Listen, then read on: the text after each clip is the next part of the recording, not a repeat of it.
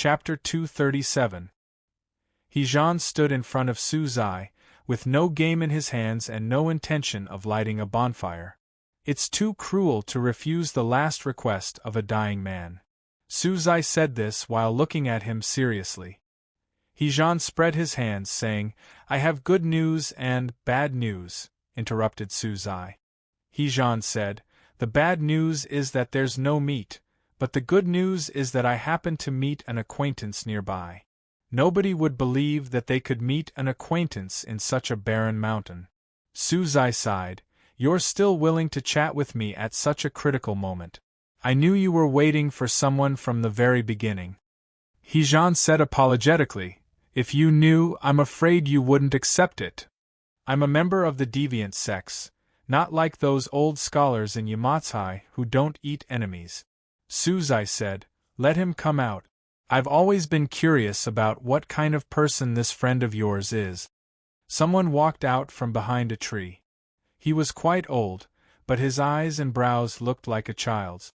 Back in the chess tournament of the plum meeting, He-Jean had almost changed a sensei's camp with a barbecued fish.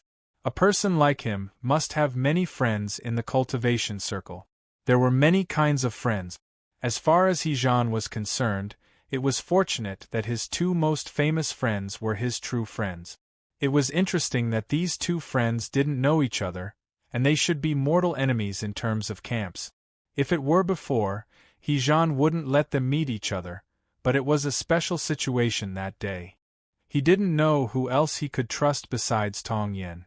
"Why is your face green?" This was the first thing Tong Yen said. "My father planted a demon fetus in my mother's body. The demon fetus survived, but she died." Su Zai said, "I'm that demon fetus. I was born with the corpse poison, so my whole body is green." His tone was calm, and his explanation was simple.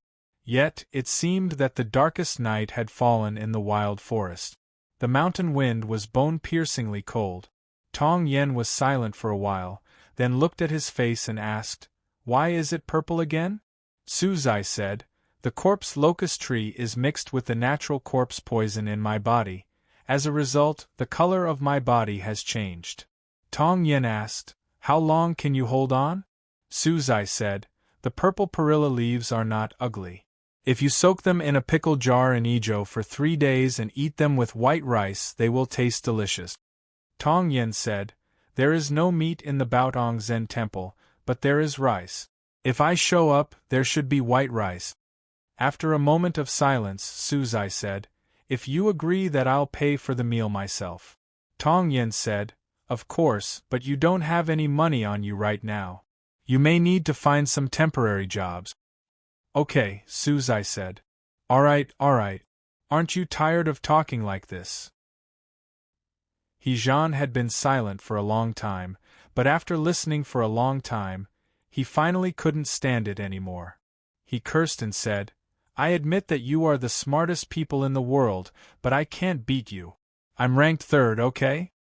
"No, you can only be ranked 4th. Tong Yen pointed to the sky that was cut open by the treetops, saying, "Jingjiu is above us." Su Zai's line of sight followed her finger to the sky, saying with a faint smile, "If I can survive, I'd like to go to Aoyama and see what kind of person he is." Spring had arrived in Chaotian, but it was still very cold in some places.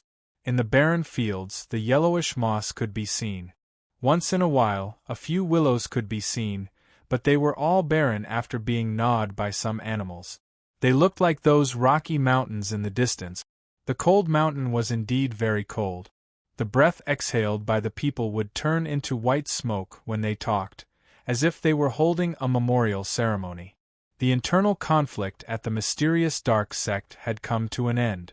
After a fierce fight, a young man named Wang Xiaoming was elected as the new young master by the elders. It was interesting, or rather disappointing, that the sect master of the mysterious dark sect who had been paralyzed for several decades was still alive. "You promised me that they would have a fair fight. Why did you ask Bulolin to assassinate him?" The short and skinny old man had a red nose, but it had nothing to do with the cold weather. It was probably because he was angry. He was the famous hidden swordsman, the great grandmaster of the mysterious dark sect. After he came out from the sunless underground, he talked to only one person. In-san said embarrassedly, "I didn't expect your grand disciple to be so outstanding, so I had to do more." After a moment of silence, the great grandmaster of the mysterious dark sect asked, "Now that Bülow Lin is so obedient to you, why did you kill Wei Chenzi back then?" "The murkier the water, the better. All I need is to achieve my goal."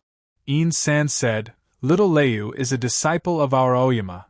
It's not her turn to be killed by a useless person from the Zhongzhou school." "What is the relationship between you and Bülow Lin?" asked the great grandmaster of the mysterious dark sect. In-san said, "I'll tell you the day Bülow Lin is destroyed." The great grandmaster of the mysterious dark sect was even more confused about what he was thinking, asking, "Do you want to destroy Bülow Lin?" In-san shook his head and said, "It's not me, it's those children who want to do it." "Why do you want to help them?" asked the great grandmaster of the mysterious dark sect. In-san said with a faint smile, "If my young brother were still alive, he would think these things are meaningless, but I like it very much." Having said that, he raised the bone flute in his hand. The flute sounded melodious, and the yak headed toward the distance of the barren land. The sensei had left. The night was approaching. The excitement caused by the inherited sword competition in Aoyama was still lingering. Standing by the cliff's edge, one could even hear the laughter of the young girls on the opposite peak. Back then, he thought Qingrong Peak was too close. White Ghost and Cold Cicada were sleeping in the manor cave. It was rare that Jingju didn't lie on the bamboo chair, but stood by the cliff's edge. Looking at the peaks of Aoyama under the starlight, it was unclear what he was thinking. Zhao Lei walked out from the manor cave and stood by his side. "I'm the most suitable person to be an assassin in the world," Jingju said. This statement was quite sudden. Zhao Lei recalled how the two of them killed Zhua Yi on the Shinma Peak, thinking that it was indeed the case. Jingju continued, "This idea came to me that night when I was chasing after the snow-foot monsters in the snowland." "Are you trying to say that you should take on the role played by Lu Shisui?" asked Zhao Lei. "I don't know how to do it," said Jingju. "Because you're lazy?" pressed Zhao Lei. Jingju said, "Because it's meaningless to do it." "Why do you say so?" asked Zhao Lei. Jingju said, "As long as you live long enough, you will find that the things in the world are just boring repetitions, and no real change has ever taken place." Zhao Lei shot him a glance, and then pointed to Liangwang Peak in the distance. Just like Shinma Peak, Liangwang Peak had only one mountain path. On both sides of the mountain path, there was an everlasting lamp every 100 feet. Seen from a distance, they looked like two parallel rays of light, rotating along the mountain and then rising to the top of the peak. Jingju understood what she meant, saying, "The path ends when it reaches the top of the peak, so we can only go down again. It's the same as before." Liangwang Peak was brightly lit that night, so that the new disciples of the inherited sword competition the day before could see clearly the treacherous mountain terrain at night. According to the usual practice, the disciples of Liangwang Peak, including Guananshan, Gu Han and Jianryun, would lecture the new disciples at this time, but not today. It was because Yu Siluo, ranked second on Liangwang Peak, came out from behind closed doors and asked a difficult question.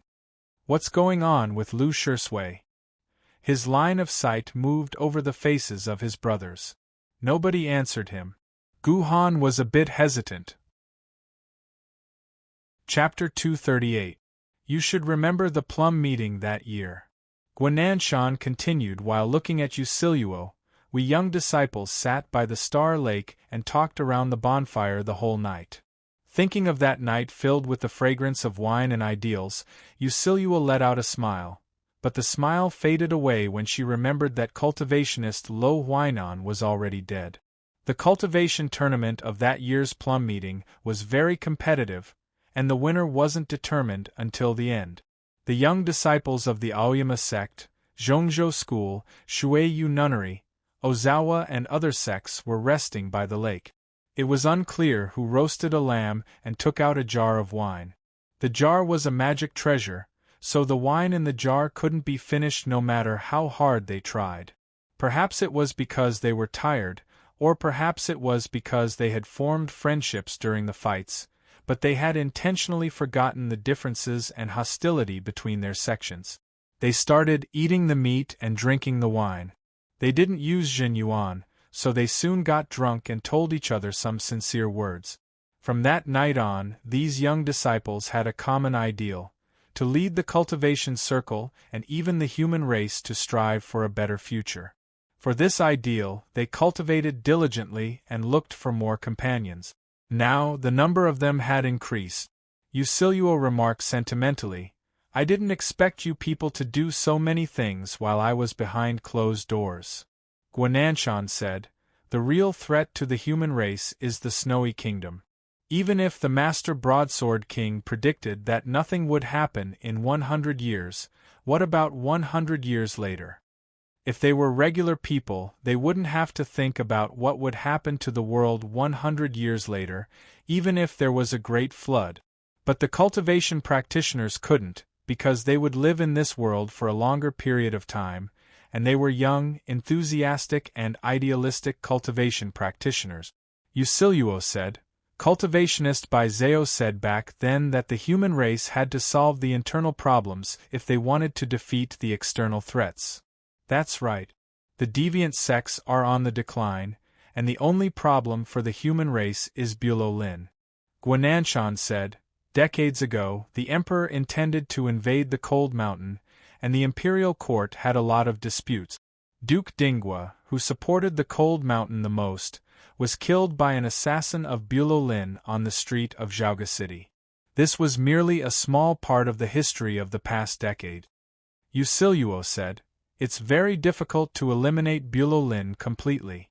Otherwise, the commanders would have done it long ago." Guananshan said, "That's right.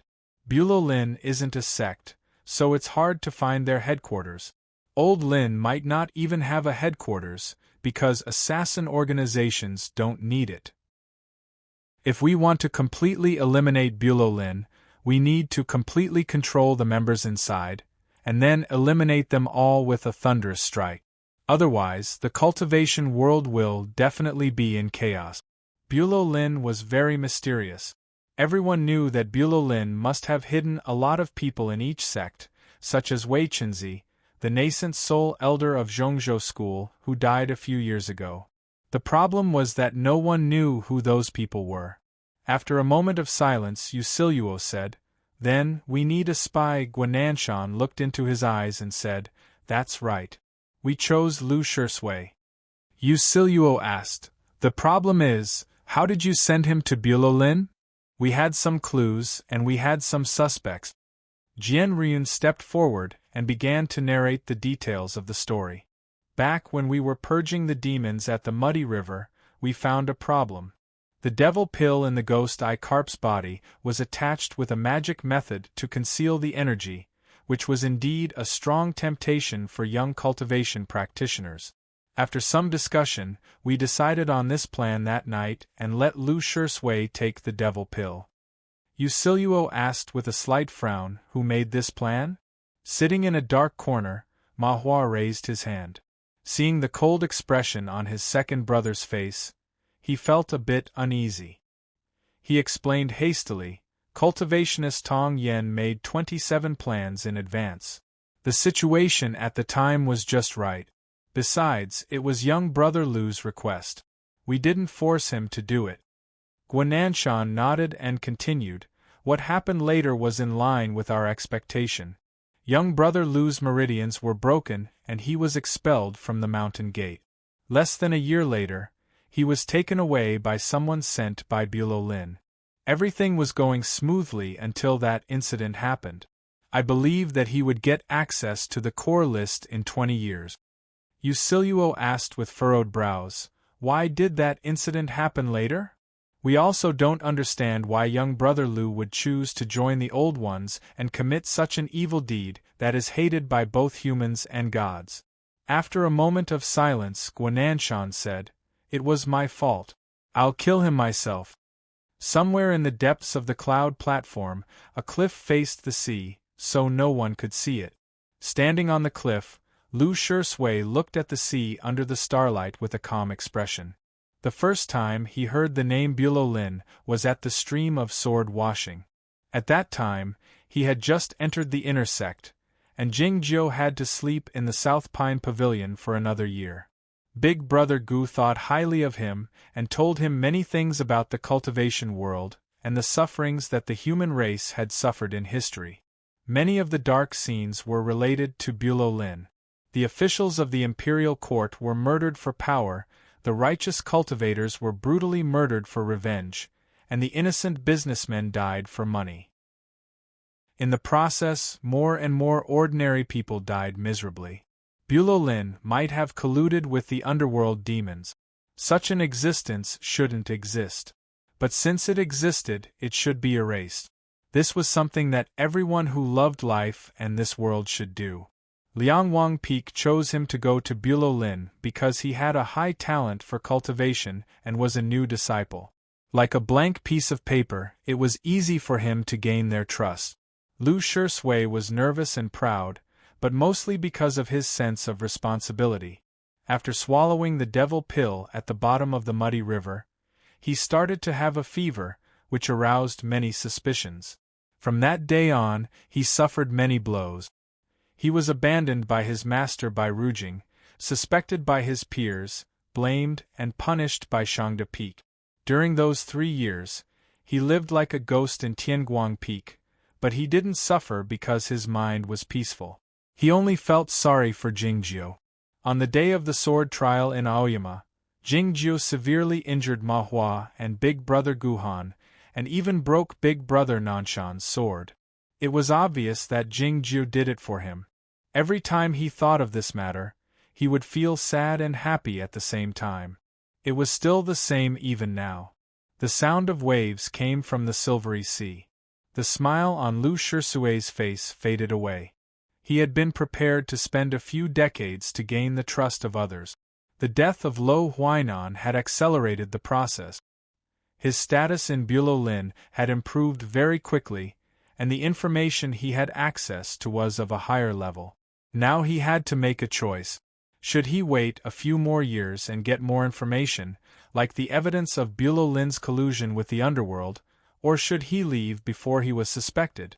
He made up his mind that night.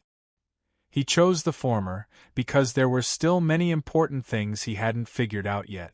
Did the godly swordsman of West Ocean know anything about Bulolin? Who was Shiwang's son? It was rumored that Shiwang's son and the godly swordsman of West Ocean were brothers. Shiwang's son occasionally said that his status and power in the Western Sea Sword School seemed to prove this. The problem was that Shiwang's son had suddenly appeared more than 10 years ago, and he hadn't been at the Western Sea Sword School the whole time. The Dace Devils in the Muddy River were Shiwang's son's scheme, and there were many similar schemes. How could he control so many demons? It was rumored that these formidable demons were sent to Chaotian by the underworld through the huge whirlpool. Did Shiwang's son have something to do with the underworld? Why did he trust Jingjiu so much? Looking at the ocean under the starlight, Lu Shui felt cold all over his body. Over the years, he had always felt that someone was watching him in silence, watching every step he took. Chapter 239. The surface of the ocean emitted a silvery glow, looking like countless eyes. "Who's looking at me?" Lu Shui's face was a bit pale. The sword light broke out from his body, drawing a rainbow in the darkness of the night in front of the cliff and landing on the surface of the ocean, cutting those silvery eyes into pieces. Yet everything returned to normal a moment later. Lu Shui took a deep breath and stopped thinking about it. He walked back to his room and started reading the files at the desk. His life in the cloud platform was actually not so different from his life in Aoyama. He spent most of his time practicing the sword work, and he spent the rest of his time copying and organizing the materials related to Bulolin. He read all kinds of files and jade booklets quietly and attentively. All of a sudden, his eyelashes blinked once. There were a few transfer orders that didn't seem to be problematic on the surface, and they were ordinary transfers that didn't involve a high level of authority, but he felt something was wrong. The light of the luminous pearl shone on the paper, making those inky words look even darker, like the darkness of the night. He lifted his head and looked at the sea of stars outside the window. After a moment of silence, he took out a pen and paper and started writing. The words on the paper were quite simple, and only he could understand the hidden rules in them. They were all organized and analyzed. He wasn't the child in the small village anymore. Though he was still innocent at heart, he had learned to conceal himself and view the world in a different way. The seemingly simple transfer orders and some related information formed a blurry and complicated pattern when combined together. It took him an hour to figure out that Bulow Lin would do something significant in the near future, but what was it? It took him a long time to figure out. For the next day and night, he sat in front of the table, flipping through the files and analyzing them with strange symbols. He would drink some water when he was thirsty, and he told himself that he would go to the pub to eat something good later when he was hungry. As the wisps of blood appeared in his eyes, he had finally come to a conclusion.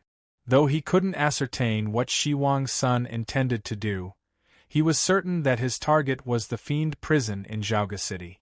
What did Bulow Lin intend to do? Did they really collude with the underworld? Lu Shisui picked up the piece of paper filled with words and crushed it into ashes with his hands. He got up and walked to the window. He rubbed his face with the remaining warmth of his palms and felt a little better.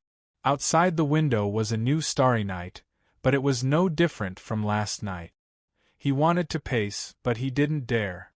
He didn't know whether Shi Wang's son had sent someone to spy on him or not.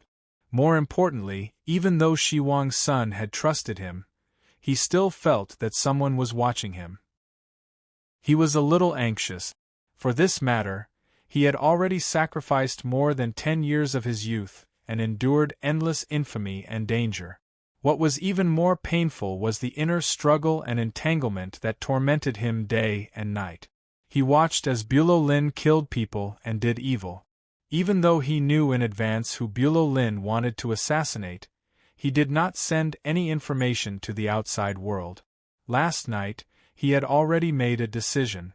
He would continue to lurk until he found the names that were hidden the most and found the evidence of them colluding with the underworld. Yet, this time Bulow Lin's target was the fiend prison. Did he have to wait any longer? No, the human race couldn't withstand such a risk. Moreover, Bulow Lin had set the fiend prison as his target, which was tantamount to colluding with the underworld. There was no need for other evidence. Looking at the ocean of stars in the darkness of the night, Lu Shisui remained silent for a long time. So this is it, he said in his mind. He walked to the stone wall and dismantled the formation. He took out those jade booklets and put them on the table. Based on some details, he had determined that these jade booklets couldn't be taken out of the room, but he had never tried to do so. He opened those jade booklets and started reading them for the last time. After the last name entered his mind, he closed the jade booklets and put them back in their original positions, walking toward the outside of the room.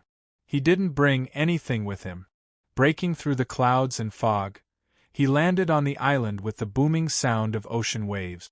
Lu Shisui walked into the ruined sea god temple and arrived in Haijiu City through the underground tunnel. He walked through the bustling market along with the crowd, and then walked into the restaurant. Xiao He had prepared the meal and was waiting for him. Lu Shisui thanked her and started eating the meal after taking the chopstick. He didn't say anything during the meal. Xiao He looked at him with a faint smile. The expression in her eyes was calm, but her mood was complicated. She was certain that he didn't bring anything out from the cloud platform. But why did she think he came here to bid farewell to her? Was he going to leave like this, without even taking a piece of cloud with him? The food was eaten up quickly. Lu Shui thanked her sincerely and got up to leave after chatting with her for a while. Seeing his figure disappear into the crowd, he felt a sense of loss. Different from what she had imagined, Lu Shui didn't leave Haizhou City. He returned to the ruined sea god temple through the underground tunnel, and then returned to the cloud platform through the formation in the darkness of the night, and returned to that quiet room. Standing by the window, he looked at the starry night, which was no different from the night before. He rubbed his slightly bulging belly, revealing a faint smile on his face, looking relaxed and contented. It was unclear if it was because of the smell of Shaohe, the taste of the food, or something else. Chaonan City was the capital of Nanhezu, as well as the most populous city in the south of Chaotian. Moreover, it was close to Aoyama, so a great deal of wealth had been accumulated there. It was impossible for the Precious Tree House to consume all of the wealth. In fact, the Precious Tree House had never occupied a very high position in this feast of wealth since the ancient times. It was a dozen clans that had close connections with the 9 peaks of Aoyama, and one of them had the family name of Gu. The Gu clan owned too many properties, so many that the clansmen sometimes couldn't even tell which shops belonged to the Gu clan. For instance, there was a trading company in the west of the city that specialized in selling marine products. One early morning, the trading company delivered a cart of marine fish to the old house of the Gu clan, and a large fish was delivered to the small kitchen. Strangely enough, this fish wasn't steamed, braised, or cooked. It was delivered to the dining table of the Grandmaster of the Gu clan as it was. The Grandmaster of the Gu clan took a small silver knife from the hands of the current clan master, cut open the belly of the fish, and took out a pearl the size of a fist. Sensing the faint spiritual energy in the pearl, the clan master said in surprise, "Even if this source pearl is not bad, why is it necessary to be so cautious?" The eyes of the Grandmaster of the Gu clan were a bit cloudy. He glanced at the clan master and said, "The way the immortal masters handle things is not something you and I can comment on. Seal it up and send it to the mountain." 3 days later, a case from Chaonan City was delivered to Liangwang Peak. Seeing the inscription on the case, Gu Han's expression changed abruptly, and he informed Guananshan as quickly as possible.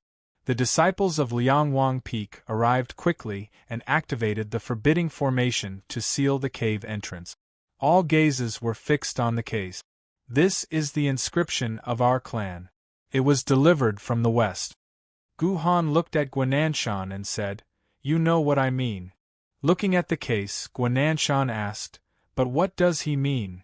"The pearl is inside," said Gu Han. Chapter 240. Yusiluo and Jian Ruyan eyed each other, wondering what kind of bead was in the case. Yusiluo had been behind closed doors for the past few years, so he didn't know the details. Jian Ruyan had only participated in the muddy water, so he didn't know the details of the whole affair. Gu Han cut his finger with his sword and let the blood drip onto the bead of the case. Along with a sizzling sound, the bead made of golden mud gradually melted when it came in contact with the blood. People became more and more curious about what was in the case. The case was opened, and Gu Han took out a bead the size of a fist, exuding a faint spiritual energy in all directions.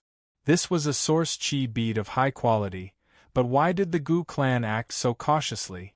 Gu Han picked up the source chi bead and slammed it onto the stone table without hesitation. The crowd was startled. "Pa!"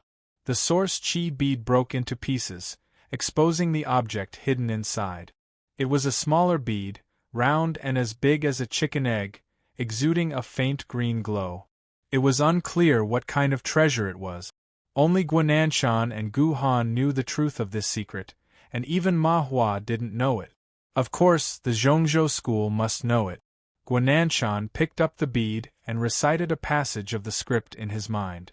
A dozen rays of light suddenly shot out from the bead and landed on the stone wall of the manor cave, turning into a blurry image, which then became clearer. It was the face of Lu Shui.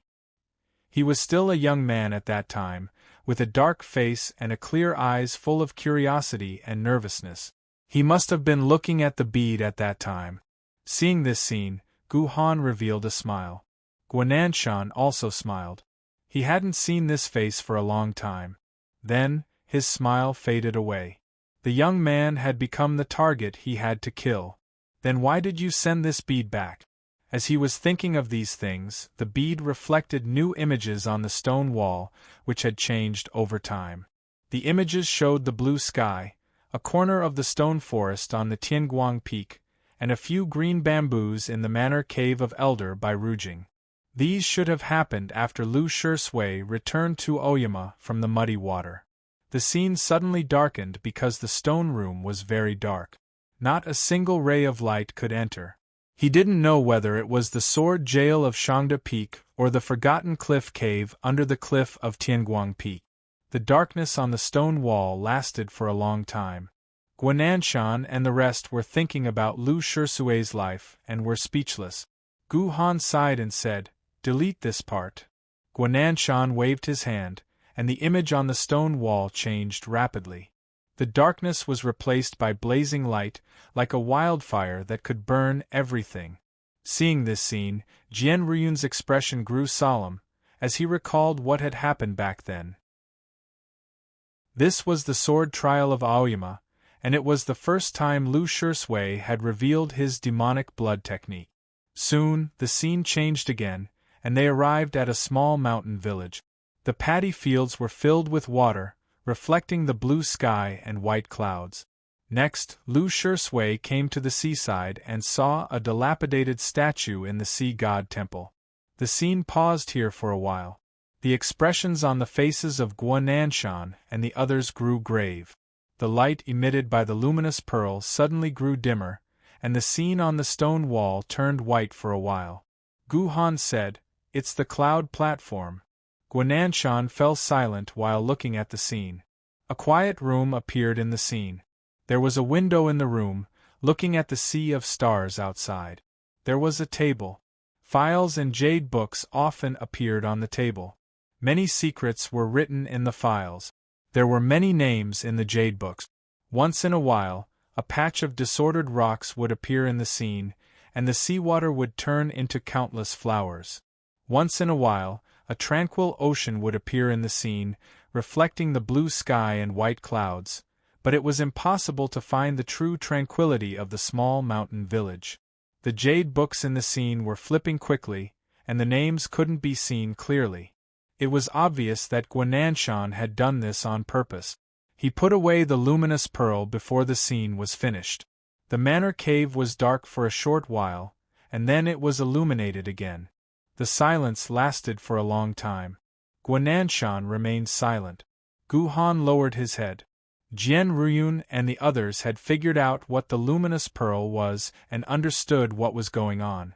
They were stunned speechless. "What's going on?" Ma Hua murmured. Gu Han lifted his head and said, "He did it." Ma Hua asked suspiciously, "Did we really blame him wrongly?" Jian Ruyun's voice suddenly broke out. "What if this is a trap set up by Bulo Lin?" Gu Han asked while looking at him, "What do you mean?" Jian Ruyun said, "What I mean is simple. Now that Lu Shui has betrayed us and joined the enemy, how can we trust him? The scene is real, but the contents in it could be fake, like the names in the Jade Book. How can we determine that those people are the spies Bulo Lin has planted in the various cultivation sects, and not the targets that Bulo Lin wants to frame? If we act on this basis, many innocent people will be killed, and the more dreadful thing is that the orthodox cultivation circle will be in chaos because of this." It became quiet again in the manor cave. What Jian Ruyun said made sense. If Lu Shui had truly become Bulo Lin's man, he could take advantage of the scheme set up by Liangwang Peak to cause internal strife in the cultivation circle, provided that Liangwang Peak still trusted him. Gu Han suddenly said, "I trust him." Jian Ruyun said tersely, "Don't forget how Luo Huainan died." Guananshan remained silent. Have you ever thought that Lu Shui could only win the trust of the higher-ups of Bulo Lin by killing Luo Huainan and obtain the name list and so many important documents? Ma Hua narrowed his eyes into two slits. Jian Ryun said, so he hid it from all of us and used that scheme to kill Luo Huainan? Are you crazy? She is Luo Huainan. Stop arguing. This isn't something we are qualified to judge. Guananshan said, I'm going to Tianguang Peak right now. You stay here and are not allowed to leave. Anyone who disobeys will be killed by the sword. His tone was ordinary, but the listeners were awestruck. It would take some time to make a decision and prepare for such a major event. If the news got out during this time, Lu Shui in Haizhou City would be killed for sure, and his plan of 10 years would be in vain. Jian Ryun and the others understood what he meant, and agreed solemnly. Gu Han said, I need to know when the scheme will be launched, otherwise I won't be able to inform him when to leave. Lu Shui couldn't leave Haizhou City right now, because it would alert the enemy. The most difficult part of eliminating Bulo Lin was that it was difficult to catch all of them at once. However, if the orthodox cultivation circles had already launched the scheme and Lu Shui hadn't left, it would be difficult for him to leave. Like I said, it's not something we are qualified to consider. Guananshan patted his shoulder and turned to leave the manor cave. Gu Han's face was a bit pale. What if the immortal sect master thought that some sacrifices were worthwhile? Ma Hua sighed. Maybe young brother Lu also knows that death is the best outcome. Otherwise, how can he explain what happened to Luo Huainan when he comes back? He believed Gu Han's judgment. Lu Shui had done it. Chapter 241. Starlight shone on the sea of clouds. It was clearly night time, but it was whiter than daytime, like snow. The stars in the sky were like countless dim suns. The stone monument had no shadow, and the shadow left by the scabbard was also very faint. The round turtle opened its eyes and its mouth slightly. The formless starlight slowly entered it. The sect leader stood at the edge of the cliff and looked down at the sea of clouds. He seemed to be talking to himself. Young people often have the idea of changing the world. It may be childish, but it's also gratifying. Of course you won't support it, but I don't think so. After all, they are not us. I just didn't expect that they seem to have blown things up a little too much this time. Since that's the case, I have a favor to ask of you. Remember that you have a friend over there. At the top of Shinma Peak, the starlight was like snow. I told Ada to tell you clearly that I'm against this, but you ignored it. Now you're asking me for a favor? Standing at the edge of the cliff, Jingjiu looked at the sea of clouds flowing like a waterfall. After a moment of silence he continued, You know the relationship between that child and me. Let him live. Was this the condition of the exchange? Jingjiu left the cliff. Gu Qing was in seclusion in the small house in the forest. Yuan Chu was practicing his swordsmanship behind the mountain. Zhao Leia was beside the waterfall, sensing the world around her. White Ghost and Cold Cicada were sleeping.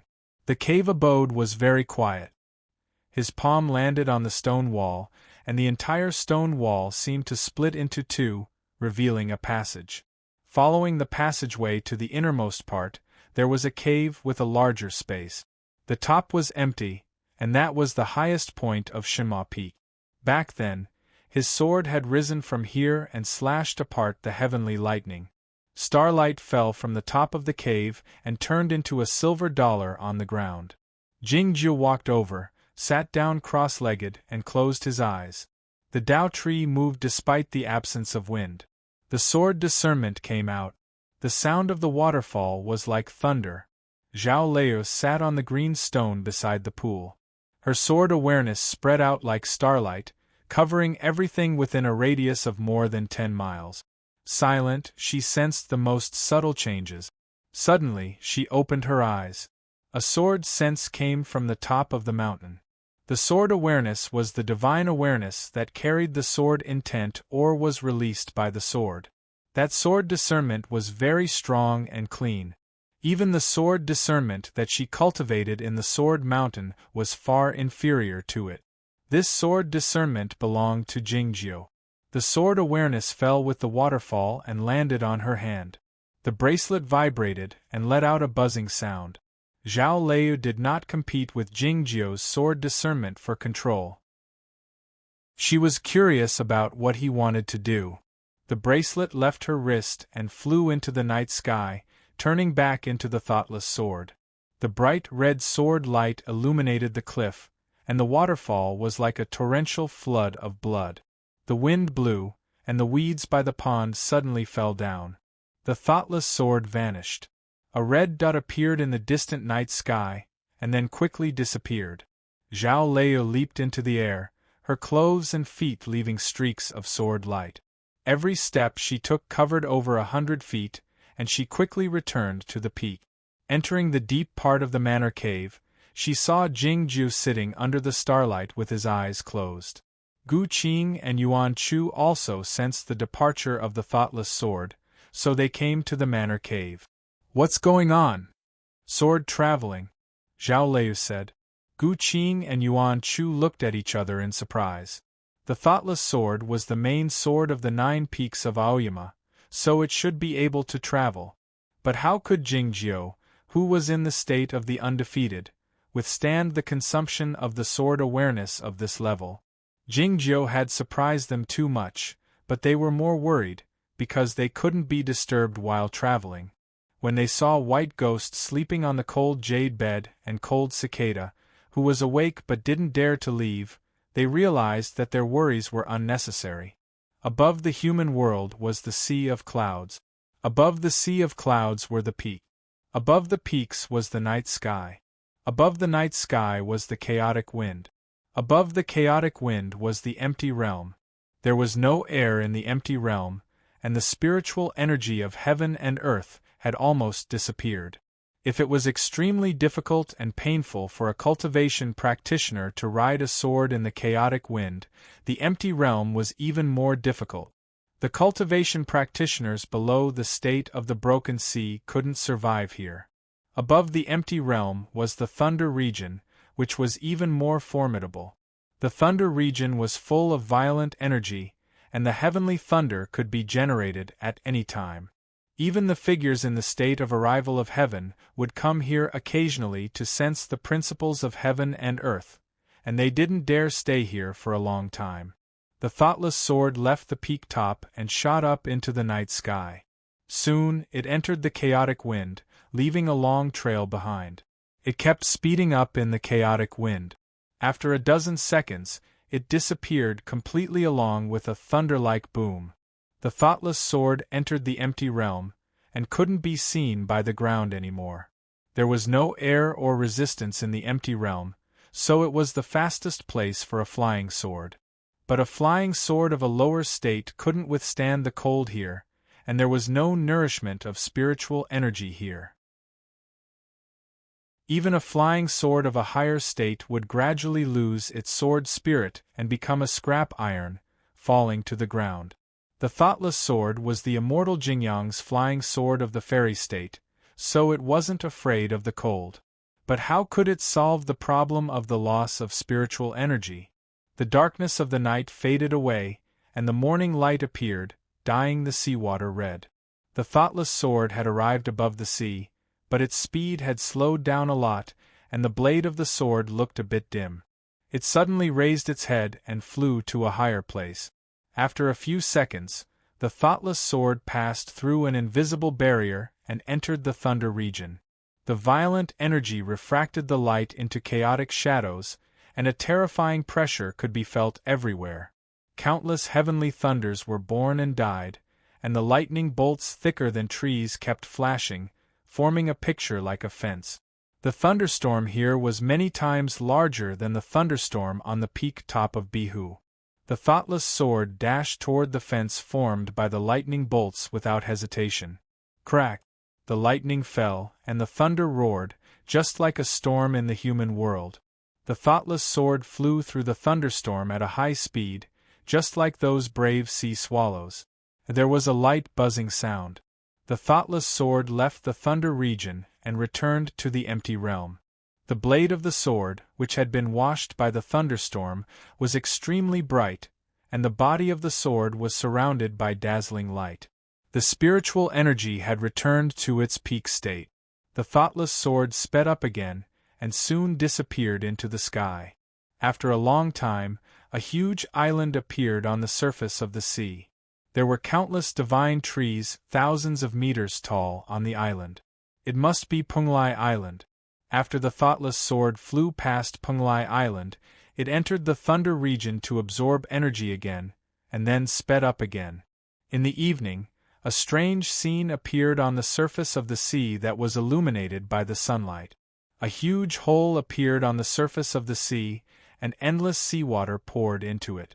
The edge of the hole turned into a spectacular waterfall. The huge hole was extremely deep, and no one knew where it led to. Even looking at it from the sky, one couldn't see the end, which was extremely frightening. Could this be the legendary huge whirlpool? The secret realm of singing spring? Why did so much seawater fall into the huge hole day and night, but the sea level didn't drop? The thoughtless sword didn't know this question that had troubled humans for many years, and it didn't want to think about it. After passing through the huge whirlpool, it didn't enter the thunder region to absorb energy again, but began to slow down. After a long time, the thoughtless sword slowed down to the same speed as when it left Shinma Peak. It was already the morning of the next day, and the morning glow appeared in the sky. Chapter 242. The mountain blocked the dangerous ocean wind and the huge waves, leaving only the rain and sunlight to the world on the other side of the mountain. On the other side of the mountain was a patch of dense forest. Looking down from the sky, it looked like the fine hairs. Outside the forest was a patch of fertile land, the grassland looking like a green carpet. This place was many thousands of miles away from Chaotian, but the thoughtless sword seemed to have been here before. Without hesitation, it descended from the sky and flew toward that land. The southernmost part of the mountain sank into the ocean, creating countless sprays. Innumerable seabirds were flying and hunting for food, making ear-piercing chirping noises. The thoughtless sword hovered in the midst of the black shadow-like birds, the tip of the sword pointing at the forest on the land, the body of the sword covered with a thin layer of frost. Flying at such a high speed between the empty realm and the thunder region would damage the fairy sword a bit. The birds here were no different from those in Chaotian, but the types of trees in the forest were completely different. The brown trees were about 1,000 feet tall, and the green leaves were very wide, looking like the fans used by the giant. Hundreds of leaves were stacked on top of each other, and a fruit was borne in the middle of the tree. The outer shell of the fruit was translucent with a faint pink color, looking like a huge lotus flower. The ocean wind blew over with a rustling sound, and the edges of the green leaves danced like the waves. Along with a clear sound of friction, the outer shell of the lotus-like fruit fell off layer by layer, exposing the scene inside. There were a few humans on each lotus flower, holding thin spears with a metallic sheen in their hands, looking at the thoughtless sword on the surface of the ocean cautiously. These humans were different from the humans in Chaotian. They were all very beautiful, even more beautiful than the cultivation practitioners.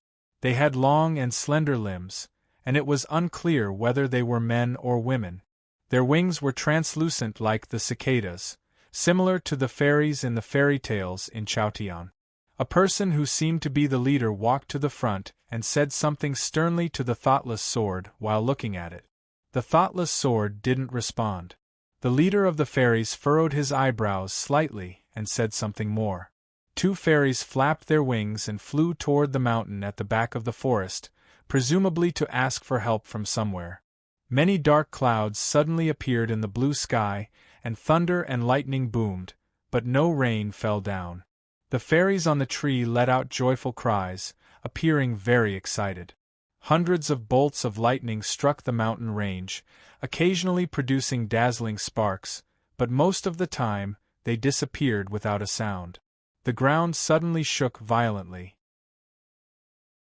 Countless demon beasts escaped from the forest and jumped into the sea in fear. Huge waves rose on the sea, and the seabirds flew away in fear, leaving a distant shadow on the surface of the sea.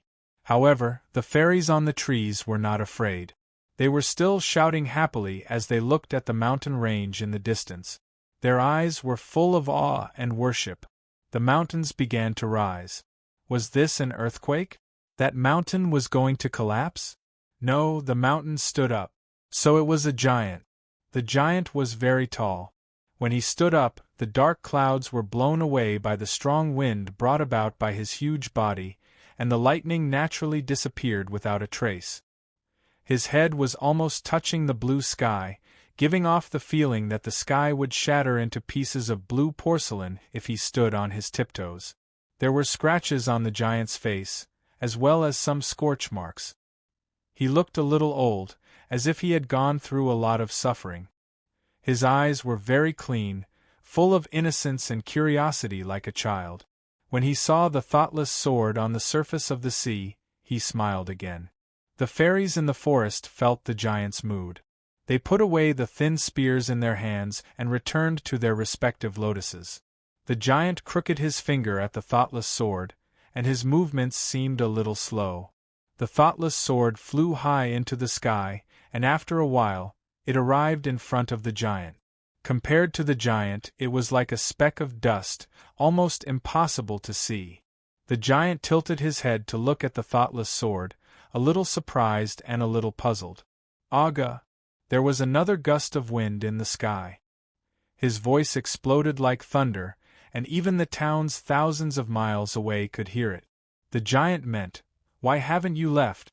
I had already bid farewell to you that year before I fell asleep.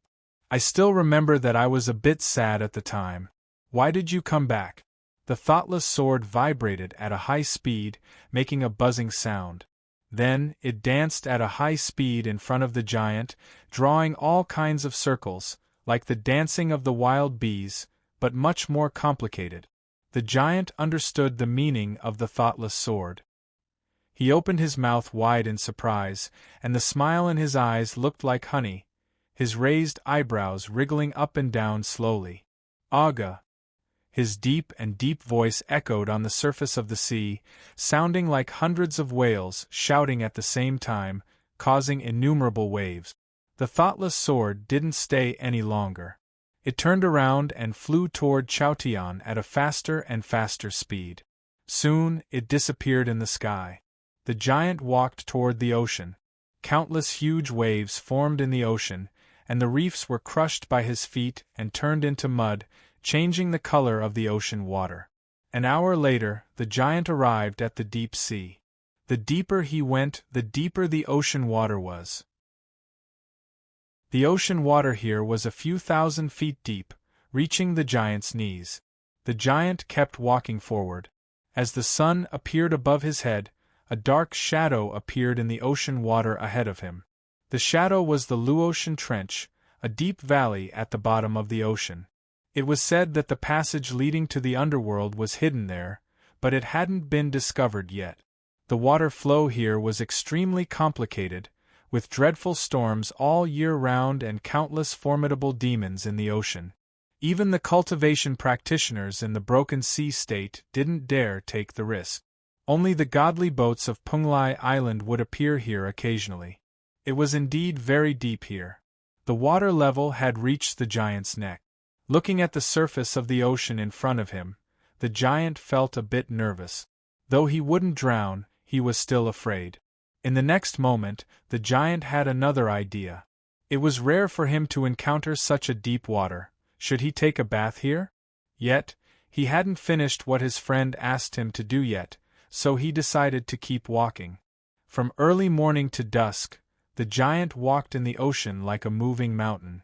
The fish and demonic beasts in the sea, and the birds in the sky, when they saw the shadow from afar, they fled in terror. The giant couldn't run, otherwise his head would enter the empty realm, and it would be uncomfortable if he couldn't breathe. If he ran faster, he could leave the surface of the ocean and jump into the thunder region. The feeling of being struck by the heavenly thunder was unpleasant. He knew it when he was a child, and the marks on his face were proof. He walked a bit slowly, but each step was a long distance. When the sun was about to set, he finally arrived at the destination of this trip. It was an archipelago shrouded in fog. The giant had been here before, so he knew the fog was strange. He couldn't blow it away, nor could he fan it away. He had even tried to scoop up seawater with his palm and pour it on the archipelago to disperse the fog, but he still couldn't do it. The giant thought for a while and walked to the north, coming to the side of the huge whirlpool. He grabbed the hard mountain at the bottom of the ocean with his left hand and reached into the huge whirlpool with his right hand. After searching for a while, he found an ancient tree of 10,000 years old. The ancient tree had been soaked in seawater for countless years. Its branches and leaves were all broken, leaving only a thick trunk. The ancient tree was about 10,000 feet long, but it looked like a small wooden stick in the giant's hand.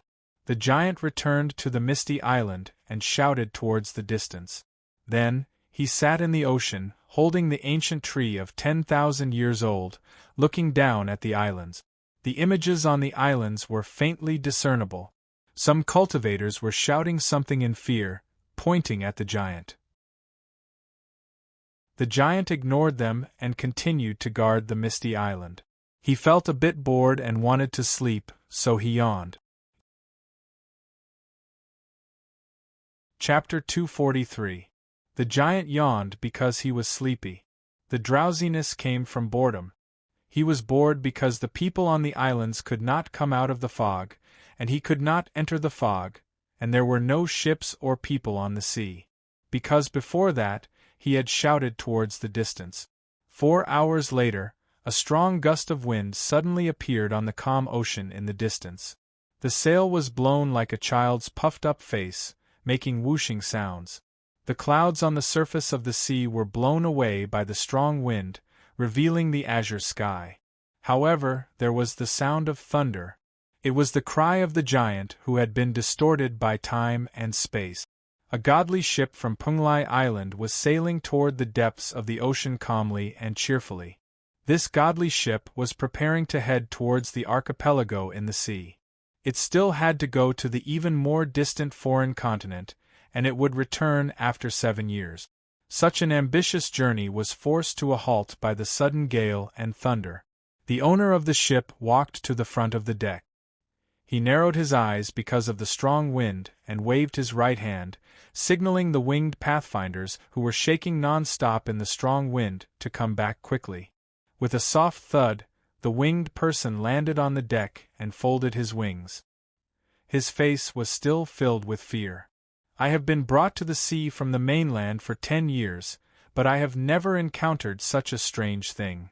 The wind gradually died down, but the ship's owner's eyes were still squinting, giving off a feeling of wisdom and experience.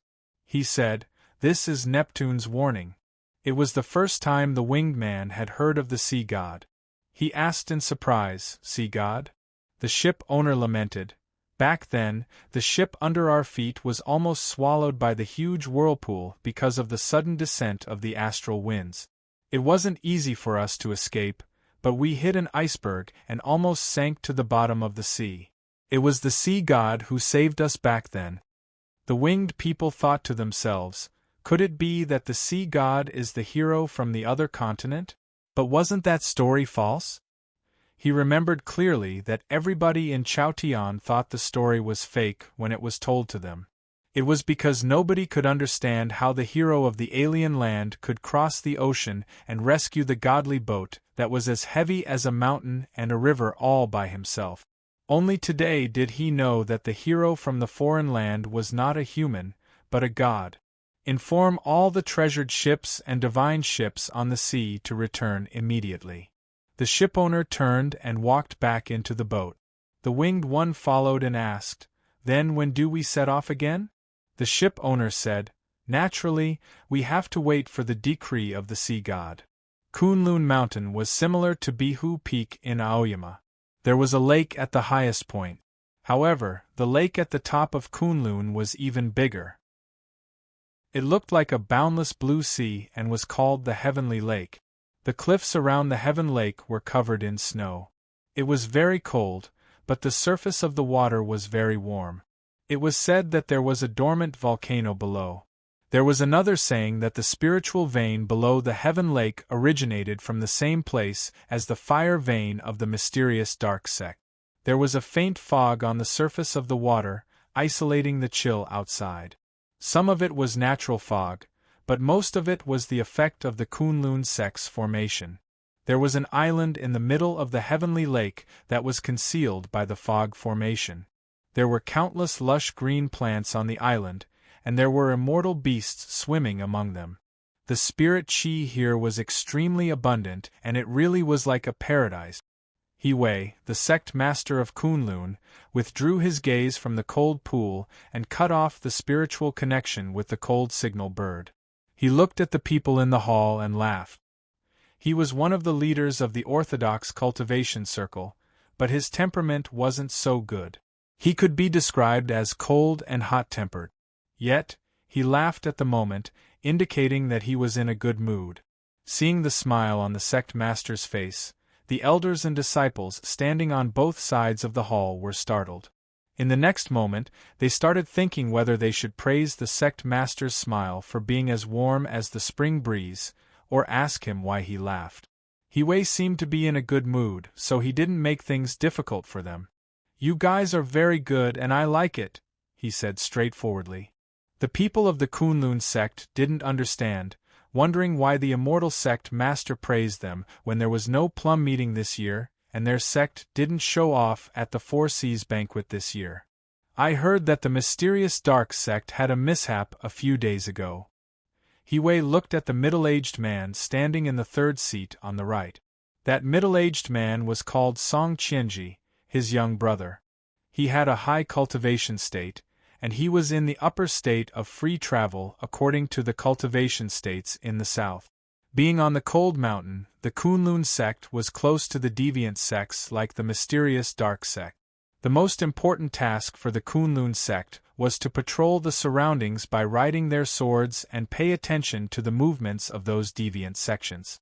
Song Qianji was calm and alert, and his sword-riding method was excellent, so he was the most suitable person for this task.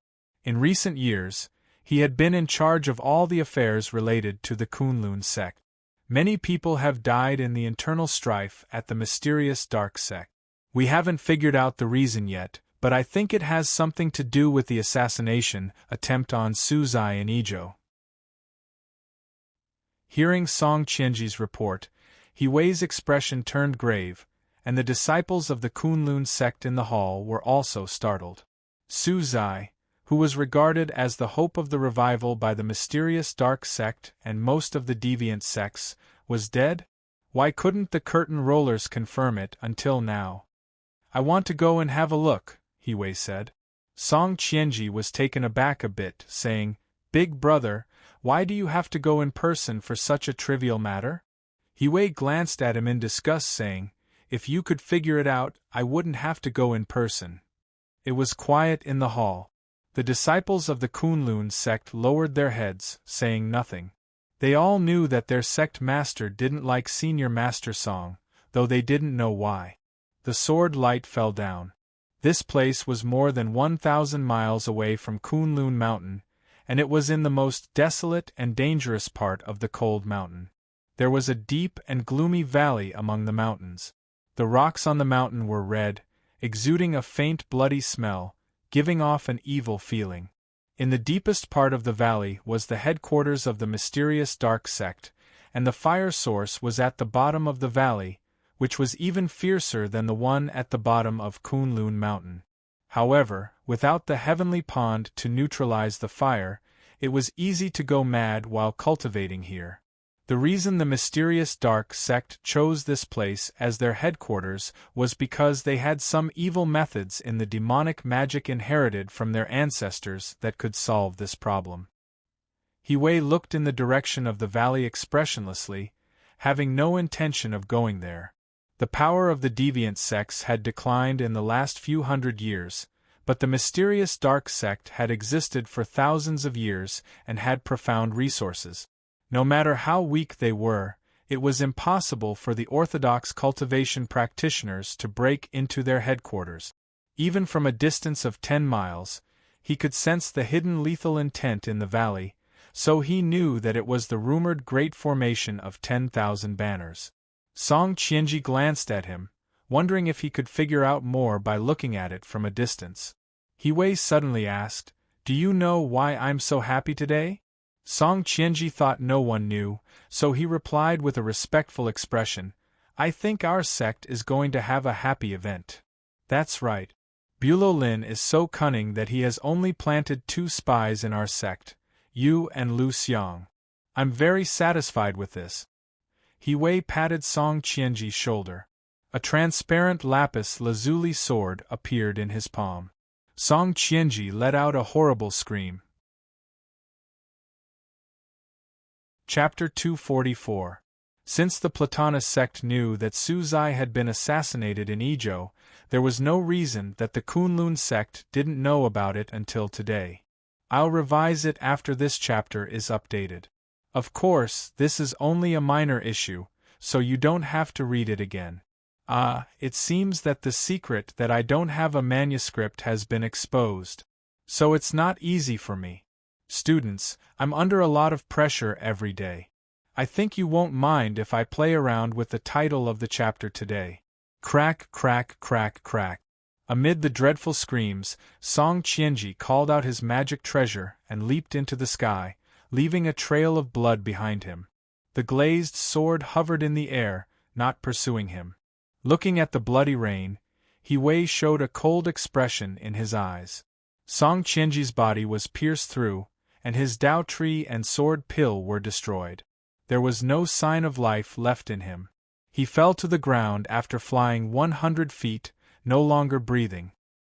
He Wei waved his sleeve a few times, and a few sparks drifted over and turned into a blazing flame, burning Song Qianji's corpse to ashes in an instant. It was still quiet in the bloody valley 10 miles away. The people of the mysterious dark sect should have already found out what had happened here, but nobody came out to check it out. It was hard for the mysterious dark sect to find a swordsman who could resist He Wei directly. He Wei leaped up in the air with his sleeve tousling. Soon, he arrived at a high altitude in the sky. The bloody valley became a red line in his vision, and the boundless cold mountain was under his feet. A jade-like glow appeared in the eastern sky, its energy profound and mysterious. It was hard to perceive its cultivation state. He Wei squinted slightly and bowed in that direction. "Greetings, Baizhenren. No need to be so polite, cultivationist he." A mild voice came out from the jade-like glow. He Wei said nothing more.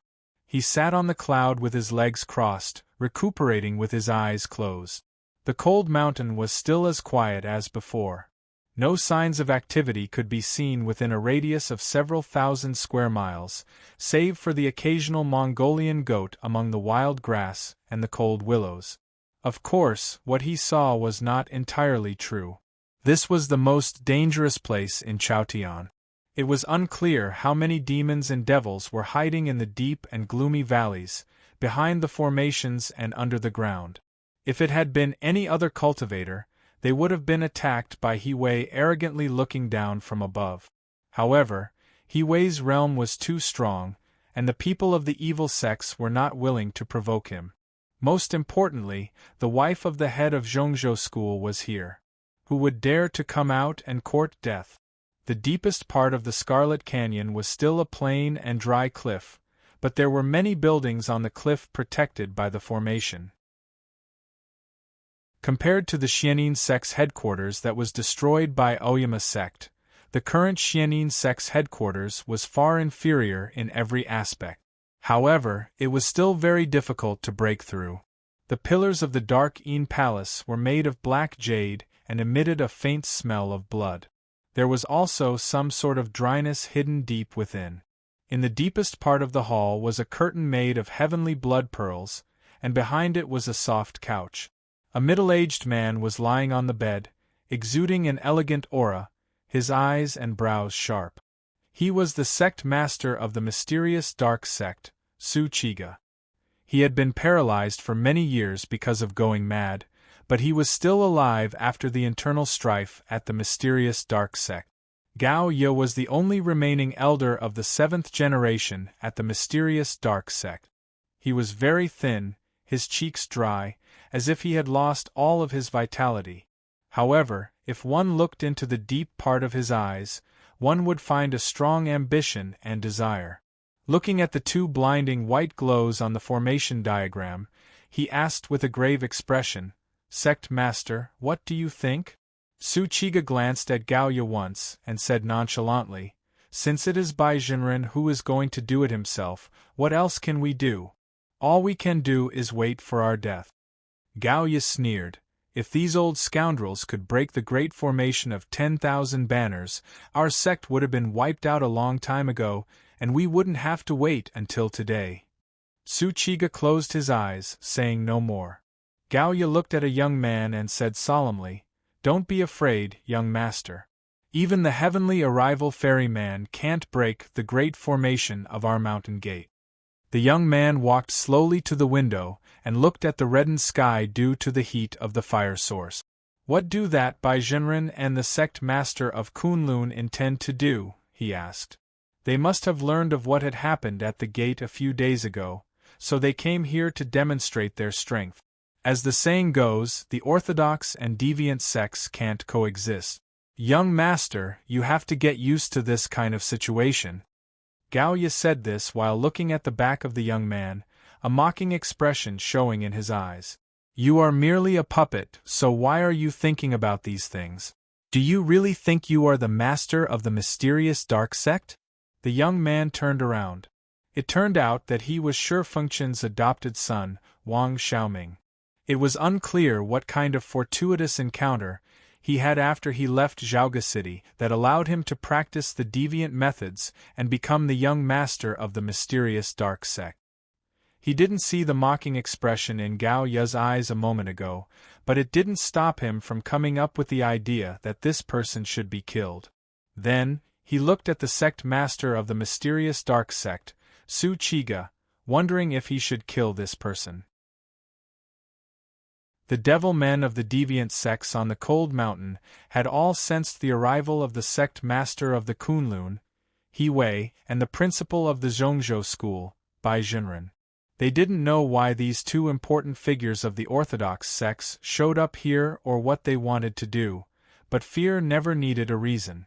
The sects with the great formations of their mountain gates increased the strength of their formations as fast as they could, and the free-traveling practitioners who didn't had to flee to the underground. Those remaining members of the Bloody Demon Church, who had been hiding for many years, tried their best to fly to the deep part of the underground caves, even though they knew it was dangerous ahead. There were innumerable caves under Chaotian, many of which could lead to the underworld. However, the passages were too narrow and the natural forbidding formations were too strong, so only the weakest traveling souls could pass through them. The powerful devil men like the disciples of the underworld master could only appear in the human world by projecting themselves, like what had happened in the Mingtsue Valley. There were only a few places that could be called the passage between the ground and the underworld. Besides the well-known huge whirlpool, another place was the Gathered Soul Valley on the cold mountain. However, it had been sealed off by the Zhongzhou school many years ago, and only some lucky devil men of the underworld could pass through it occasionally. The other place was not far away from the East Ocean. There was a pit in the Green Valley. The pit was deep and gloomy, its bottom unknown. This place was called the Heavenly Well. No practitioner knew why it was called by this name. Shuiyu Nunnery lived on the mountain a few miles away from the Heavenly Well, so he could suppress the devil men of the underworld who came out from the well at any time. To put it more precisely, the outstanding divine nun of the East Ocean built this Shuiyu Nunnery here many years ago in order to suppress the devil men of the underworld. Chaotian had been peaceful for more than 200 years. The activities of the underworld had decreased significantly, and they had almost disappeared in the last few decades. The Heavenly Well had been quiet for many years. One spring day, the quietness here was suddenly broken. A dozen disciples of Shui Yu nunnery escorted a small green-curtained sedan to the well. In the sedan was the great grandmaster of Shui Yu nunnery. A moment later, the golden cloud rose against the morning sunlight, and the lotus boat landed slowly. The chief monk of the Guoqing temple and the principal justice, Master Duhai, led 18 ascetic monks to the side of the heavenly well. The recitation of the scripts rang out, echoing in the green valley. The scripts, emitting a faint golden glow, formed a net that looked like a kasaya, drifting slowly toward the pit. Countless sizzling sounds rang out in the heavenly well, as if cold water had been poured on a burning hot knife. Countless traveling souls had died instantly. Chapter 245. After being reminded by my readers, I found out that I had written 239 chapters, which is why I wrote the 42 chapters yesterday. It was a bit embarrassing. Most of the places in Chaotian were in the mood of spring, but White Town had just passed its winter. The pear blossoms in the city turned white. Guodong returned to the old temple. The huge broadsword as big as a house beam was still as silent as before, and the golden Buddha was still smiling while looking at the world outside the temple and the distant snowland. She walked to the front of the Buddha statue and took a bite of a fruit. Then she returned to the doorsill and sat down. Looking at the snowland where the fog had dispersed, she asked a question. "Don't you feel bored looking at the same scenery every day?" "I don't want this world to be bored like this. Lately, there have been many movements in Chaotian. It's quite lively, but it makes me feel uneasy." The deep and distant voice rang out, sounding a bit broken, which sounded like the famous broken bell in the Guoqing temple. Guodong arched her eyebrows and said, "This matter has nothing to do with me. I don't even know where they got the list." The voice asked, "Do you think you can catch all of Bulolin this time?" "Of course it's impossible," Guodong said without hesitation. "What about that person?" the voice asked again. After a moment of silence, Guodong said, "It's very difficult. Even if Jian Shilai is forced to show up, he won't leave any evidence behind, and it's not easy to kill him." "Do you want to kill him?" asked the voice. Guodong threw away the fruit in her hand and stood up, saying, "Even if I want to kill him, I don't need you to do it." The rain was common in the late spring. The spring rain in Zhaoga City had been falling for a day and a night, and it looked like it would continue. The rain was not heavy, but the pattering was a bit annoying, especially when the smooth green stone slabs became wet, making it easy for people to slip and fall. The black eaves of Taichung Temple looked more like the horns of an old dragon in the rain, as if a pair of eyes were watching the pedestrians taking shelter from the rain and the children who fell on the street, as if they were laughing at someone. In a house not far from Taichung Temple, the Jing family was having dinner. Jing Shang, his father and his wife were discussing the matter of his child studying at the provincial school, and then they talked about his child's marriage. Back then, the child who couldn't even walk steadily and needed to be carried by Jingjiu was now 11 or 12 years old. He was eating with his head lowered, looking very obedient. In the public house, which was not far from the Jing residence, the rain gently knocked on the windows, blurring the spring scenery in the courtyard. The sunlight scattered, making the Rue Kiln vase on the shelf look even more beautiful. Duke Lu withdrew his gaze from the bottle and looked at his son, saying, "Something might happen in the next few days. Don't leave the mansion." Crown Prince Lu Ming asked curiously, "Father, what is it?" Duke Lu was silent for a while, then said, "Something very interesting. Bulolin wants to kill me." Hearing this news, Lu Ming was very surprised. He thought that his father was deeply trusted by His Majesty the Emperor and could enter and leave the palace at will. However, he had always been low-key and rarely offended people. Why would he become the target of Bulolin? Before his shock subsided, it turned into worry. He knew very well what a terrifying place Bulolin was. Even if his father had a high position and was protected by strong people when he went in and out, How could he defend himself for a lifetime? Bülow Lin indeed rarely fails, but since we know in advance, we naturally don't need to worry. Duke Lu looked at his son's expression and knew what he was thinking.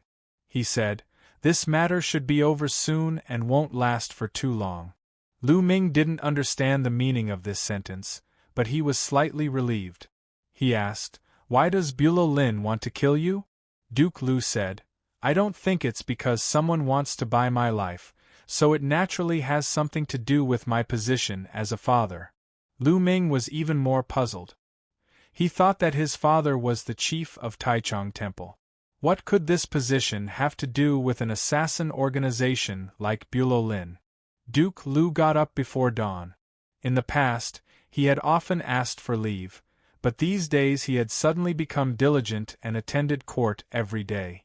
Standing at the city gate, he chatted and joked with the officials. It seemed very normal. It was impossible to tell what he was thinking or what he was waiting for. By the time he left the imperial palace, the morning light had already arrived. The rain falling on the long street was illuminated by the light and was very beautiful. Looking at the scenery outside the window, Duke Lu frowned. He wondered why the other party hadn't made a move yet. Arriving in front of Taichung Temple, Duke Lu got off the sedan chair and looked at the black eaves in the rain. Thinking of something, he smiled and shook his head. The officials came up to greet him, and he responded with a gentle expression. Surrounded by his subordinates, he entered Taichung Temple and came to the innermost room. The room was very warm and dry. The water droplets on his official robes and sideburns quickly disappeared. He sighed comfortably and picked up the teacup by his hand. Every morning when he came to the yamen, a cup of hot tea would be prepared, and it would be at the most convenient place for him to pick it up. It had been many years, and the attendants in the tea-house had done these things very well. For example, today's cup was light red shanmei tea, which was his favorite tea in spring. As for other seasons, there would be different preferences. The temperature of the tea in the cup was also very particular. It was neither hot nor cold, and it was the temperature that he liked the most. Normally, he would have taken a sip of tea by now, but today he held the cup and did not drink. He seemed to be in a daze, and no one knew what he was thinking. Suddenly, there was a noise in the distance, mixed with a few exclamations. Duke Lu was still looking at the shanmei tea in the cup, his expression unchanged. Dense footsteps could be heard as many people came to his room. A man dressed as a servant was pushed to the ground. Someone reported, "Duke, this person is the attendant of the tea-house, surnamed Zhou. He was the one who poisoned the tea." Duke Lu did not even look up and asked, "Did you find the residual poison? What kind of poison was it?" "This person is very cautious. He threw the poison packet into the kitchen after poisoning the tea. I couldn't stop him, so I had to test the poison in the tea later." Judging from the official uniform, the official who replied was not a subordinate of Taichung Temple, but an official of the Pure Heaven Bureau. Duke Lu lifted his head and put the cup back on the table gently. Looking at the attendant on the ground, he narrowed his eyes. Bülow Lin's assassin was not a cultivation swordsman who was good at assassination, but a servant who had worked at Taichung Temple for many years. If he had not known about this beforehand, he would have drunk the tea in the cup today. The common poisons were not of much use to someone like him, but since Bülow Lin dared to do so, the poison in the tea must be extraordinary. Since the attendant was not a cultivation practitioner, the Pure Heaven Bureau was not afraid that he would commit suicide, so they did not use the Yuanqi lock, but only tied his hands with a rope. Sensing the gaze of State Duke, the attendant's face turned pale, and he was so terrified that he couldn't kneel down. He collapsed on the ground, his body trembling. Seeing his reaction, Duke Lu knew that this attendant must have been instigated or coerced by someone, and had no idea what was going on. He didn't even know that the mastermind was Bülow Lin. Duke Lu waved his hand to signal for him to be dragged out of the room. It was a bit chaotic. People were everywhere in the corridor, their clothes wet by the rainwater rubbing against each other. An official shouted that he had something important to report. He squeezed through the crowd anxiously and came to the front of the room. As he was about to step over the threshold, the drizzle in the corridor suddenly became chaotic. A gust of evil wind blew over from nowhere. Chapter 246. The slanting wind and fine rain fell on the official's face, causing a slight pain.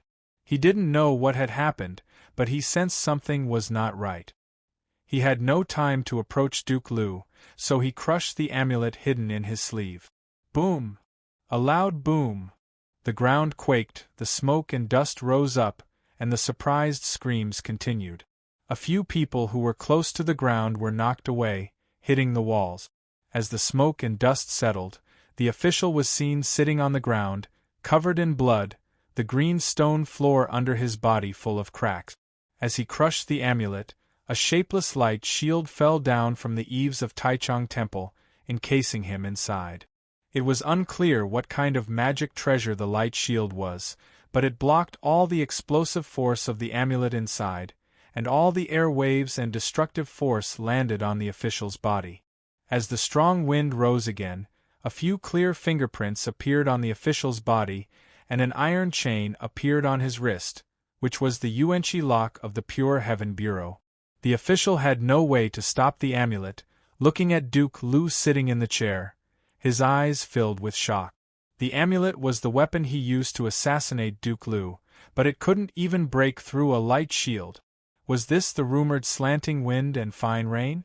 The official suddenly thought of this possibility, and then he realized that Taichung Temple had prepared for this, so the assassination attempt had been exposed a long time ago. "How did you know my identity?" he asked Duke Lu in surprise. Duke Lu didn't answer the question, saying, "I thought you people would attack me outside, but I didn't expect you to choose Taichung Temple. Don't you know that nobody here can kill me?" The official was taken aback, not understanding what Jingjiu meant. Duke Lu continued, "You are merely an assassin, so you don't know why Bulolin wants to kill me. But I think you should know the relationship between Bulolin and the underworld. You should reflect on your actions in the underworld in the future." Thinking of the darkness under Taichung Temple, the official's face grew paler, his eyes filled with resentment and despair. Of course, he wanted to commit suicide, but everything happened so suddenly that he didn't have the chance to do so. At this time, he had lost all possibilities. Duke Lu looked at the assassin who was being dragged away and subconsciously reached for a cup of tea, but his hand touched nothing. He laughed at himself and asked, "Is there more?" "There's nothing here." A slightly fat man walked out from the crowd, wearing a large cloak. Imperial Consecrator Jin Mingqing. The crowd retreated like a tide, and Taichung Temple immediately regained its peace and order. All of the chaos was artificially created, regardless of whether it was the chaos from before or the chaos that should have appeared but was controlled. Jin Mingqing furrowed his brows and asked, "Assassinating a duke to create chaos? It feels weird. Also, why does Bulolin want to create chaos here?" Duke Lu said, "Only by killing me can they get the key from me. At the same time they can cause chaos. Killing two birds with one stone. Why not?" Jin Mingqing said with a grave expression, "It looks like their target is indeed the Fiend Prison." Duke Lu said, "It's not difficult to know that the Fiend Prison is under Taichung Temple. Not many people know that I have the key, and they are confident that they can achieve their goal by obtaining the key. It means that this person knows a lot about the Fiend Prison." Jin Mingqing said, "But that person's state shouldn't be very high." "Yes," Duke Lu confirmed. "It's because he doesn't know that nobody here can kill you." Jin Mingqing repeated what Duke Lu had said earlier. Duke Lu said with a faint smile, "The point is what Bulolin wants to do in the Fiend Prison. It's up to you to investigate." Jin Mingqing said, "Various places have already started to investigate. The matter will be over today, but I don't think we can investigate that far." He sat by Duke Lu, saying nothing more. The spring rain fell on the courtyard outside. It was quiet in Taichung Temple. It didn't take long before the voices rang out in the spring rain. They were the names of the targets who had just been arrested. Many places in Zhaoga City were arresting people that day. The Pure Heaven Bureau and the Magic Army were all out. What nobody knew was that an elder in the Huashan state of the Zhongzhou school was in charge of the office of the Pure Heaven Bureau last night. Hearing the names, the expressions on Duke Lu and Jin Mingqing's faces didn't change much. They eyed each other when two names were called out. The first name was Lu Xiang, a disciple of the second generation of the Kunlun sect, and the South Principal of the Pure Heaven Bureau. The second name was Yang Changyu, the Associate Law Officer of Taichung Temple. The rain kept on falling. The voices outside hadn't been heard for a long time, so the arresting should be over. Jin Mingqing stood up and shook his head regretfully, saying, "They are all bugs." Duke Lu said, "If there are too many bugs, the beams and pillars will be damaged, and the building will collapse." "The Emperor won't be satisfied," said Jin Mingqing. Duke Lu said, "The important figures won't strike so easily." Jin Mingqing said, "What the Emperor doesn't understand is why the first child's sword is still in the same spot after so many years, and hasn't been moved." Lu Gong didn't say anything more. He had brought Zhao Leu and Gu Qing to the royal palace that night, so he knew about it. But he still didn't understand why the Emperor sent the first child's sword away. On the top of Shenma Peak, Jingju said, "As I said, the Emperor is just taking advantage of the situation. If the descendants of the old devil of the South Sea are really from the West Ocean, they will definitely want to take back the first child's sword. As a result, the pressure will fall on Aoyama through you. Even if Aoyama wants to tolerate the West Ocean for a few more years, they will have no choice but to start the war earlier." Zhao Leu was a bit surprised, saying, "I thought the Emperor had a good relationship with Aoyama. I didn't expect him to use us." Jingju said, "If I were here, he would treat Aoyama differently, but I was in the snowland at the time, so he probably didn't know what was going on." Zhao Leu said, "But nobody expected me to give the sword to Shui. Jingjiu took the teacup handed over by Gu Qing and said, "You did it so casually, but many people couldn't figure it out. Your luck is indeed very good." Zhao Leu said, "What you should be concerned about is his luck." Gu Qing and Yuan Chu were listening by the side, and they knew she was talking about Lu Shui. Jingju said, "It was just a game of playing house, but it shocked the whole world. I don't know how his luck is, but he has a good momentum." Zhao Leu and the other two could tell that Jingju was not in a good mood. This compliment was more like mockery, or rather, annoyance. Based on Lu Shui's temperament, it was impossible for him to leave Bulolin in advance.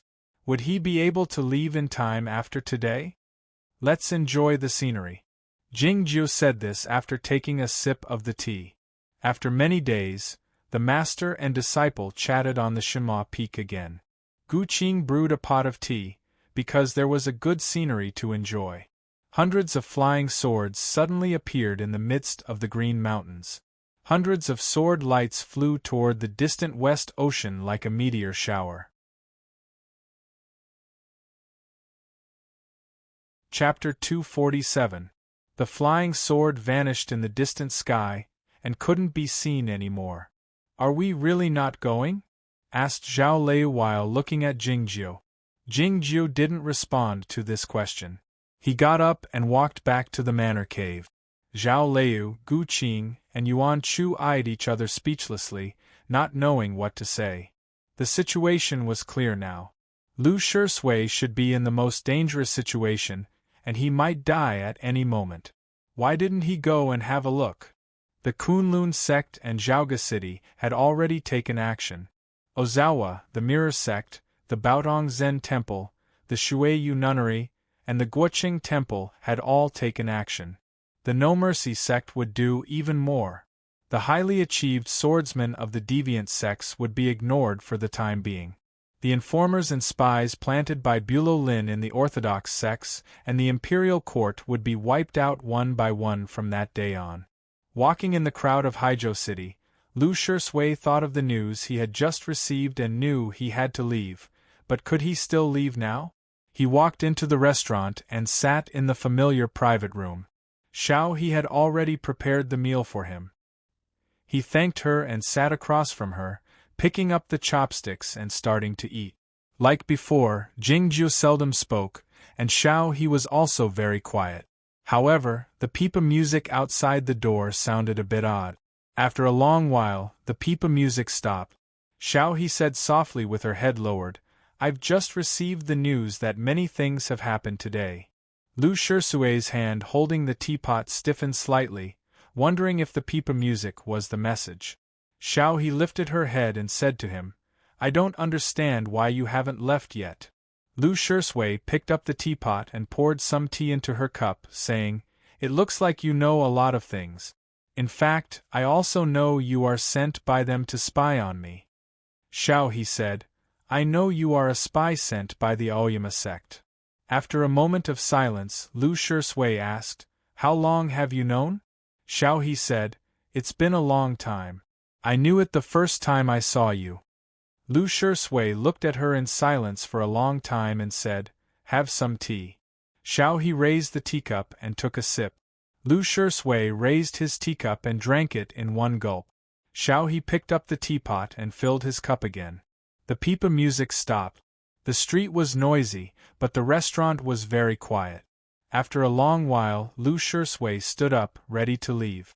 Xiao He looked up at him and said, "Since you are ready to leave, why don't you kill me to silence me?"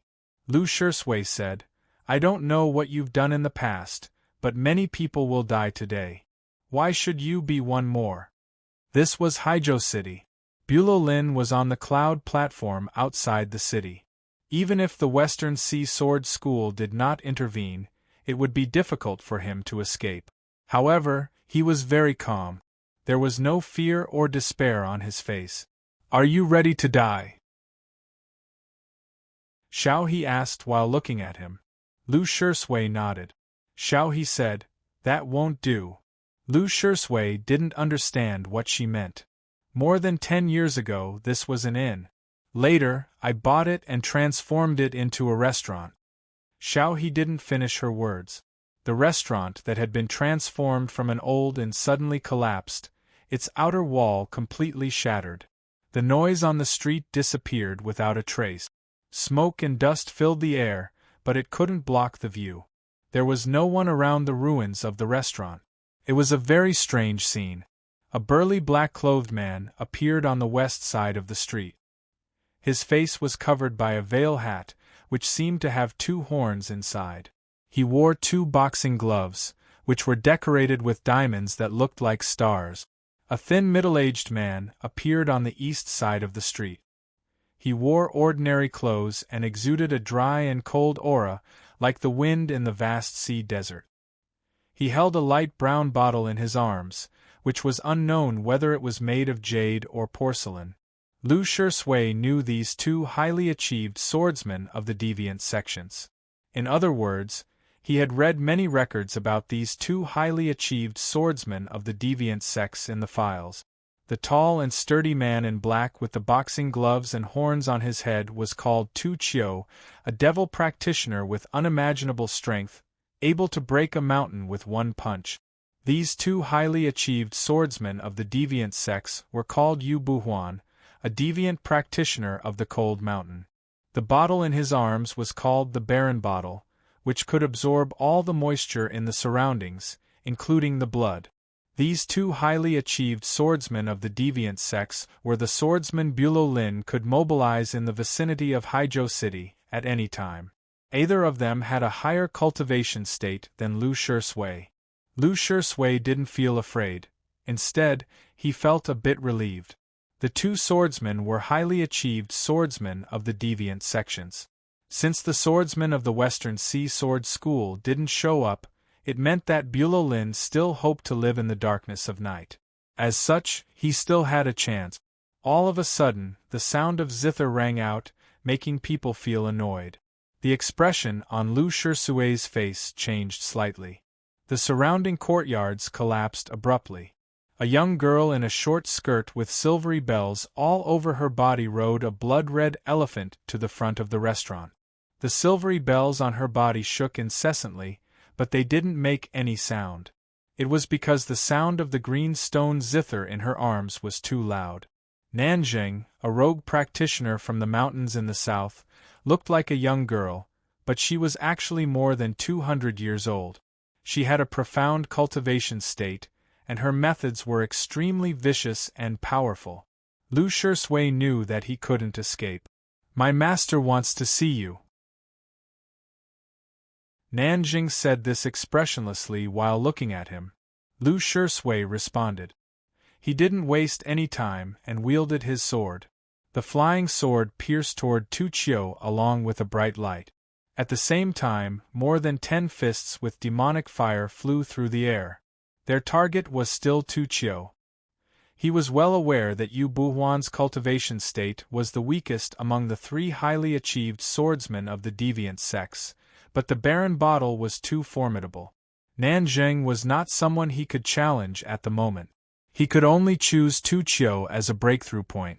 The flying sword was refined by him after he killed Lo Huainan. It wasn't powerful enough, but his blood devil skill had reached the peak of the 5th level. The zither sounded again. His flying sword suddenly stopped in the air, as if it was bound by invisible strings and couldn't move forward at all. More than a dozen fists with demonic fire came to Tu Qiu. Tu Qiu growled and punched out with both fists. The diamonds on the boxing gloves became unusually bright and turned into 2 light seals the size of houses, blocking the fists with devil flames. Boom! Boom! A series of dull crashing sounds rang out. Tu Qiu's veil hat was blown full of holes by the howling wind, revealing his face full of bristles and 2 ugly horns. Lu Shisui turned around and left without hesitation. The zither sounded again. Tu Qiu raised both fists in front of his face. Yu Buhuan held the barren bottle and retreated a few steps. An invisible wave spread out in all directions with the blood-red elephant as the center. Even though there was no wind, the rubble on the ground floated up and shot in all directions like sharp arrows. Lu Shisui knelt on one knee in the ruins. Countless tiny cracks appeared on his fists in front of him, and tiny beads of blood oozed out of them. Sitting on the back of the elephant, Nanjing looked at him and said coldly, "If you resist again, you'll die." Yu Buhuan picked up the barren bottle and aimed it at Lu Shisui in the ruins. The beads of blood oozing out of the tiny cracks suddenly grew larger and then left his skin, flying into the distance and falling into the barren bottle. Then, the beads of blood turned into blood water and left Lu Shisui's body. The dirty water in the ruins of the restaurant also left the ground and flew into the distance. Lu Shisui felt that his life was fading away along with the blood water. Just as he was about to do something, he suddenly felt darkness in front of him. Hundreds of green lotus leaves grew out of the ruins, among which were a few pale pink lotus flowers. The edges of the green lotus leaves were withering and curling at a speed visible to the naked eye. But the magic power of the barren bottle was temporarily blocked by these lotus leaves. Nanjing raised her eyebrows and plucked the strings of the bowstring with her fingers. With a crisp crack, the lotus flowers were crushed into powder and the tea leaves were broken into pieces, exposing the ground of the ruins. An entrance to a tunnel could be vaguely seen in the ruins, but it had been blocked by rubble.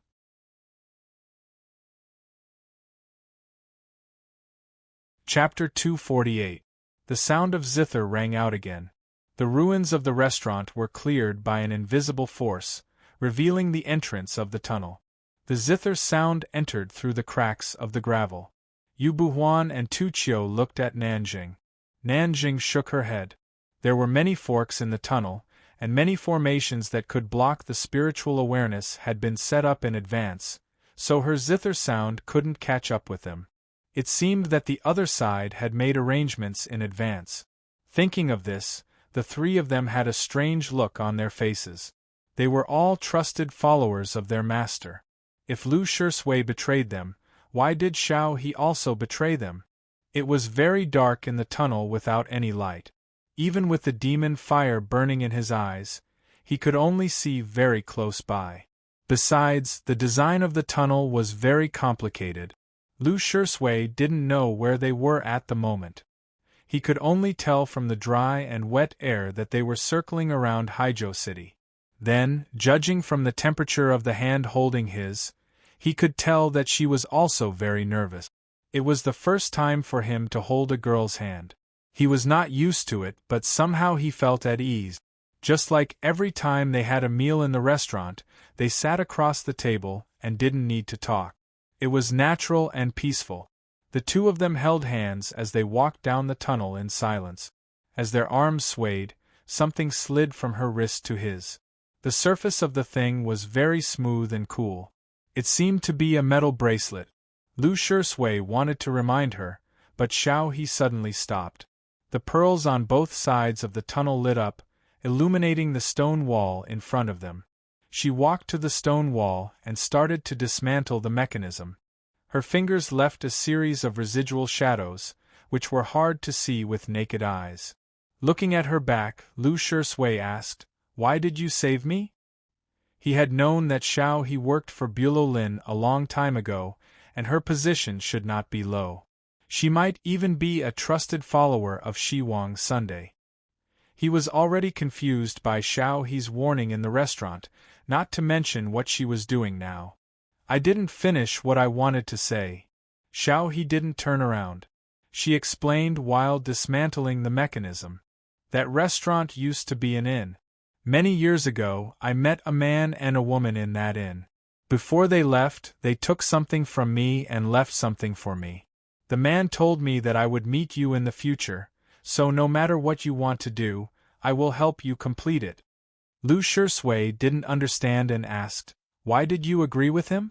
And how did you know it was me?" After a moment of silence, Xiao He said, "Because I'm afraid of him." She didn't answer him. How did she know he was that person?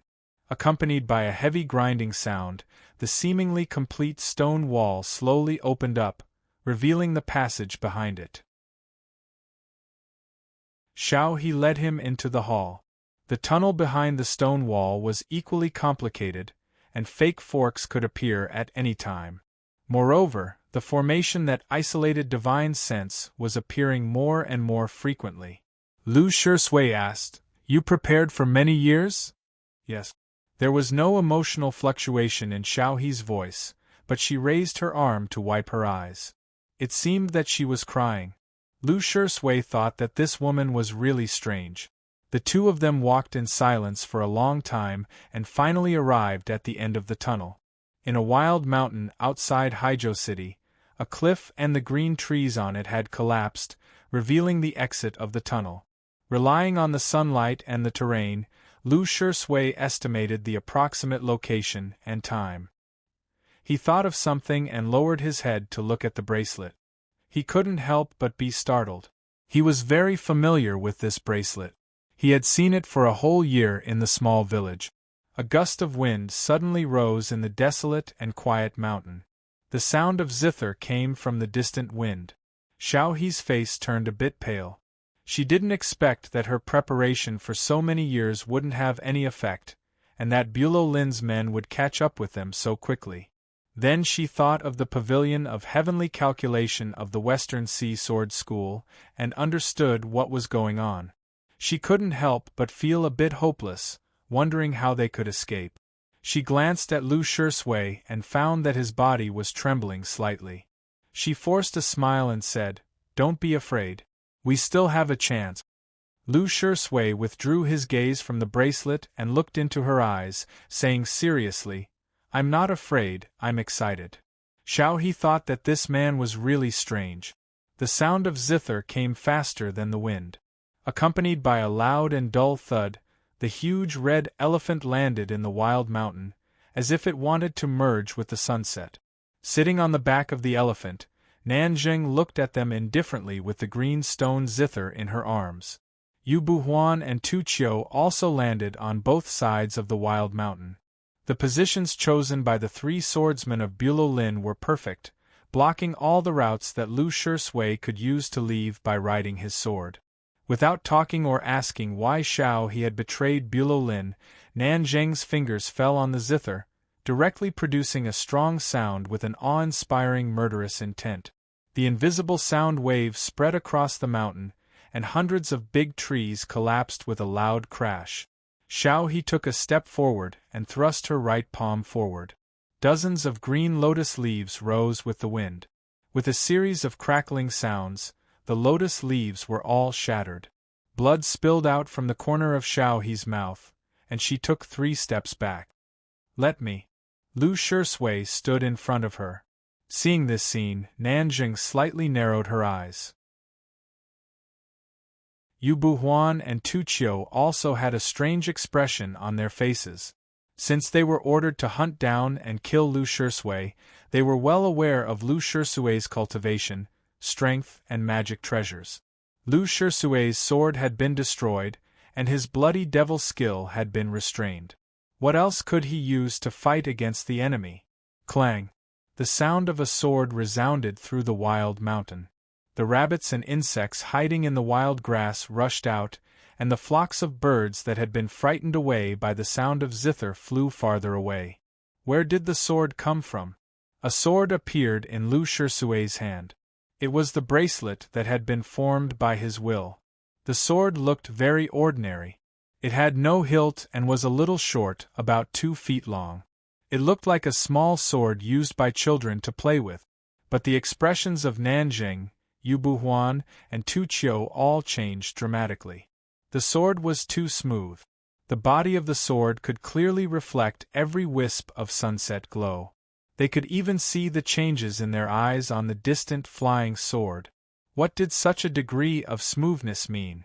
It meant that the material of the sword was absolutely compact, and it also meant that it was absolutely sharp. If it was in terms of quality, then it was definitely an immortal rank flying sword. Feeling the pressure released by the fairy-level flying sword, Nanjing and the other two looked solemn and even a little scared. They subconsciously stopped. The bracelet was indeed a sword. Lu Shui was very surprised, but he didn't know how to use it. His sword awareness fell on the flying sword, trying to drive it to kill the enemy. But the flying sword didn't respond. The zither sounded again. Nanjing was the first to come to her senses, knowing that she couldn't give Lu Shui any time. Lu Shui was so anxious that he threw the sword away. The flying sword stopped 3 feet away in the sky, like a lotus floating on the water in silence. Xiao he called out the green lotus, and looked at him with wide eyes, asking, "You don't know how to use it?" Lu Shui yelled, "This is not my sword." The fairy-level flying sword suddenly moved, but it didn't move forward. Instead, it turned around. The sharp tip of the sword was aimed at Lu Shui.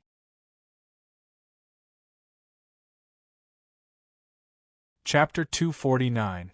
The flying sword sped up abruptly and dashed toward Lu Shui. It turned into a flowing light in an instant, and was on the verge of killing him. Before Lu Shui could react, and before Xiao he could scream in surprise, the flowing light had turned back into the flying sword again, hovering around his neck in silence. In such a short distance, the sword could actually accelerate so violently and then suddenly stop. It was truly a miraculous thing. The sharp tip of the sword touched the jasmine flower gently, like a dragonfly touching the surface of the water. The jasmine flower dispersed and turned into the purest sword awareness without any impurities, entering the flying sword. The flying sword vibrated at a high speed, making a buzzing sound and growing brighter. It suddenly disappeared in front of Lu Shui, flying toward the red elephant in the sunset with an ear-piercing whistle. The flying sword could make no sound, but it was so happy that it wanted to sing a song when it could finally show its power in heaven and earth again after more than 10 years. On the top of the Shinma Peak, White Ghost opened his eyes and propped himself up, walking to the cliff's edge against cold cicada. He lowered his head slowly to smell a wild flower, a hint of a smile showing in his eyes. As he raised his head, he found that Zhao Liu and the other two were still deep in thought. The smile in his eyes turned into a mocking one. Couldn't he figure out such a simple question? With Jingju's current cultivation state, he would be killed if he went there. Those swords would be more reliable. Speaking of which, how many swords did this guy have? White Ghost narrowed his eyes, thinking that he would have struck a long time ago if he could be sure of the answer. The sword light vanished in the wild mountain, but the whistling sound of the sword was still echoing. Nanjing's pupils shrank slightly. No matter how high her cultivation state was, she didn't dare to be careless when facing a flying sword of the fairy state. Her 10 fingers danced on the zither as fast as lightning. The zither sounds were dense and fell down like a rainstorm, turning into countless shapeless lines and forming layers of defense in front of her. The air suddenly changed shape, indicating that a certain force was trying to break through the defense. With several soft sounds of silk tearing, the flying sword easily cut through more than 10 strings of zither music and left a clear bloody mark on her face. The speed of the flying sword had slowed down a little, but it was still extremely terrifying. In the blink of an eye, it had arrived in front of Tu Qiu, who was several miles away. Tu Qiu's expression was extremely unsightly. He let out a loud roar and clenched his right fist to meet the sword light. The glove that was studded with diamonds was an extremely powerful magic treasure, but who knew that it could not block a single strike from the flying sword? In an instant, it shattered into countless pieces and scattered like butterflies. The flying sword continued forward, piercing through his fist and into his arm before flying out from behind his shoulder. Tu Qiu's right arm was completely shattered. Only then did his roar resound, but it turned into a blood-curdling scream. Yu Buhuan was the quickest to react. When the flying sword left Lu Shisui, he already had the intention to retreat. A stream of yellow sand emerged from the barren vase, and he disappeared into the yellow sand. The sword light flashed, and the flying sword brought out a stream of blood. Seeing this, Xiao He was stunned, and Lu Shisui was so shocked that he couldn't utter a word. "Kill him!" Nanjing yelled harshly. The flying sword of the fairy standard was too fast and too sharp, so it was very difficult for them to block it. But as long as they could stall it for a while, they would be able to kill Lu Shisui and Xiao He. Hearing Nanjing's voice, Yu Buhuan stepped out of the yellow sand again. Ignoring the wound on his leg, he picked up the barren vase and aimed it into the distance. The diamonds on the glove that were scattered on the ground floated up and formed a formation in front of Tu Qiu. Nanjing hid behind the red elephant, but her movements didn't slow down. Lu Shisui and Xiao He immediately felt a strong suction, and the blood in their bodies seemed to be boiling, as if it was about to break through their blood vessels and skin and escape. The zither music that fell into their ears was like a knife, causing them so much pain that they couldn't even activate their demon dawn. Seeing that it couldn't break through their defense and kill them immediately, the flying sword turned into a stream of light and flew back to Lu Shisui, vibrating incessantly. Lu Shisui was in extreme pain at the moment, and his consciousness was a bit hazy. He wondered why the flying sword didn't kill them all as soon as possible, since it was so powerful. As he was thinking about this, he vaguely sensed an idea emerging in his mind. I'm really powerful, but it depends on whose hands I'm in. So I'd better run away as soon as possible. Lu Shisui didn't know if it was his illusion, but the situation was so dangerous that he didn't have time to think about anything else. He pulled Xiao He's hand and jumped up. The flying sword landed under their feet. In the next moment, they turned into small black spots a few miles away and then disappeared. Nanjing looked in the direction where the flying sword disappeared, remaining silent. The fairy standard. It's definitely the fairy standard, Yu Buhuan said through clenched teeth, his pants soaked in blood. Tu Qiu knelt on one knee, his face pale.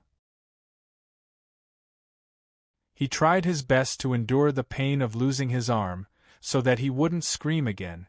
Nanjing said in a cold voice, "It's better that they left." Otherwise, even if we could kill them, you would have to pay with your lives. Tu Chiu grunted and stood up with difficulty. But what should we tell our master? He asked uneasily.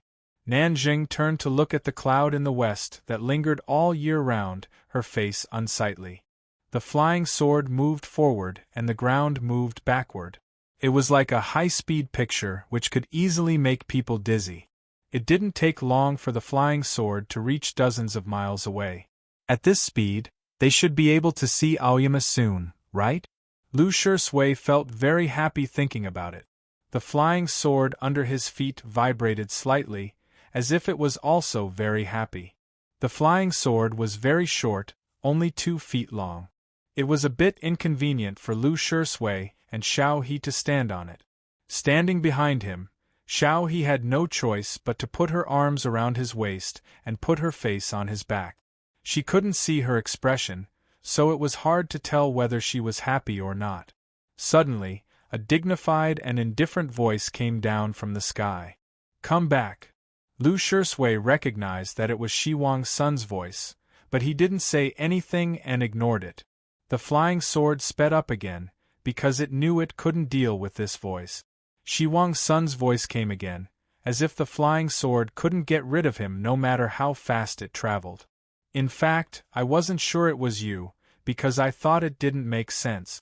I'm curious about the reason why you betrayed me. If you are willing to come back, I'll spare your life." Lu Shui turned to look at the cloud platform in the distance, which was about to disappear into the horizon, saying nothing. He believed that Shi Wang Sun wouldn't lie. As long as he gave up resisting, he would be able to live. But living didn't mean it was a good thing. In the files of Bulolin, he had seen too many miserable examples of people who wished to die but couldn't. Lu Shui looked ahead in silence. He couldn't see Aoyama yet, but Aoyama was right in front of him. Shi Wang Sun's sigh appeared in his mind. A bolt of lightning emerged from the distant cloud platform and struck their flying swords accurately from a distance of several hundred miles. Lu Shui and Xiao He fell from the sword. The wind was a bit cold.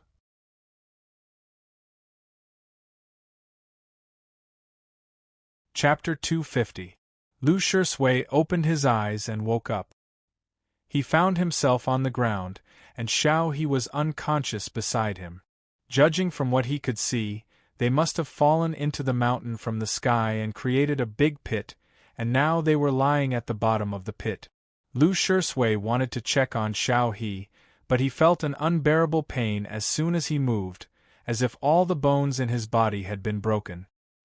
He checked himself with the sword discernment and found that he was seriously injured, and both his sword pill and demon core were greatly shaken. Xiao He woke up. Seeing his pale face, she wanted to help him up, but her injury was affected, and she spat out a mouthful of blood. The flying sword hovering in the air in silence also became a bit dimmer, not as bright and aggressive as before. Lu Shui was very surprised. As the mastermind of Bulolin, Shi Wang Sun must have a very high cultivation state, but he didn't expect that the opponent's sword intent could still be so powerful from more than 200 miles away. Even those peak heads in the Broken Sea state of the Aoyama sect couldn't do this, because the sword intent wasn't a real flying sword. There was another thing that shocked him more, and that was this flying sword. If it weren't for this sword, they would have been dead by now. No matter how high the spiritual state of this sword was, it was still unimaginable that it could block Shi Wang Sun's thunderous strike without the help of its owner. Is this the legendary flying sword of the fairy level? Xiao He's face was a bit pale, either because of the severe injury or the fact that this flying sword of the fairy level had stayed on her wrist for 10 years. Lu Shui was about to answer when he suddenly sensed something. He struggled to stand up with the help of the stone wall beside the pit, and looked toward the east. Hundreds of sword lights suddenly appeared in the sky, flying toward Haizhou City like a meteor shower. Seeing this spectacular scene, Lu Shui's eyes were filled with complicated emotions. He felt relaxed, but he also couldn't hide his excitement. Judging from the number of sword lights, Aoyama had sent almost all of its disciples above the undefeated state. Xiao He stood up and looked at the sword lights that filled the sky. After a long silence, she said, "The Aoyama sect has come out in full force." Lu Shui glanced at her and hesitated for a while, but he still couldn't help but say, "Miss Xiao He, you are on our side now, so this word might not be appropriate." It was only then that Xiao He realized that it was not very positive to turn out in full strength. She smiled embarrassedly. The sky full of sword lights flew towards the West Sea. Soon after, countless treasured lights appeared, and several treasured ships could be seen. In the end, a wave surged in the sky, its momentum astonishing. "The water and sky streak of Ozawa?" Xiao He said in a trembling voice, her face even paler.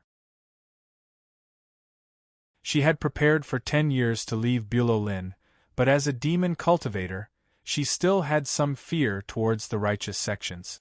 Seeing such a scene, she naturally felt fear. Lu Shui looked at the sky in silence. It was well known that such a large force was rarely seen in the cultivation circle in 100 years. The last time a similar scene had occurred was during the monster invasion. What had happened that day would shake the whole of Chaotian, and it could be said that it was because of him. He should feel proud, but he didn't. He couldn't tell why, but he felt a bit complicated inside. The orthodox cultivation sects were about to attack Haizhou City. No matter how powerful Bulow Lin was, he wouldn't be able to fend for himself, so he wouldn't pursue Jingjiu and Xiao He. Shi Wang's son should think he was already dead. Jingjiu helped Xiao He to the ground and intended to ride the sword to leave, but he found that he couldn't establish a connection with the flying sword due to his severe injury. The flying sword became quieter after being struck by Shi Wang's son, looking like a man who had exhausted all his energy. Lu Shui looked at Xiao He and asked, "Can you still walk?" Xiao He shook her head. Lu Shui turned around and motioned for her to get on his back. Xiao He didn't hesitate to hug his neck, asking, "Where are you going?" Lu Shui wrapped his hands around her legs and held them in front of his body so that he wouldn't touch her body. "If you don't have a place to go, why don't you come back to Aoyama with me first?" Xiao He thought that she was a devil cultivation practitioner and couldn't stay in Aoyama sect for a long time. Then she thought of Jingjiu's promise, and said after a moment of silence, "Okay." Lu Shui walked toward the forest with her on his back. The flying sword followed him in silence. The mountain descended into a dark and gloomy valley, and there was a precipice in front of the valley. "Let's take a rest there first," Lu Shui said while looking at a spot in the precipice. This place was still a long way from Aoyama, so he couldn't get there in his current condition. Moreover, Xiao He's injury was more severe, so she needed a place to recuperate. The precipice was full of green vines, and a manor cave was hidden in it. He walked to the stone wall with Xiao He on his back, activated the forbidding spell, and walked in. The flying sword didn't follow them in, but drifted to a place in the forest and looked at the slightly raised ground, seeming to be curious. Looking at the simple furnishings in the manor cave, Xiao He was also curious, asking, "Is this the hiding place you prepared in advance?" Lu Shui put her on the bed gently and explained, "Before I entered Bulow Lin, I stayed here for a while. Later, I asked Shi Wang's son for it." Xiao He was a little worried, asking, "Aren't you afraid that they will find you?"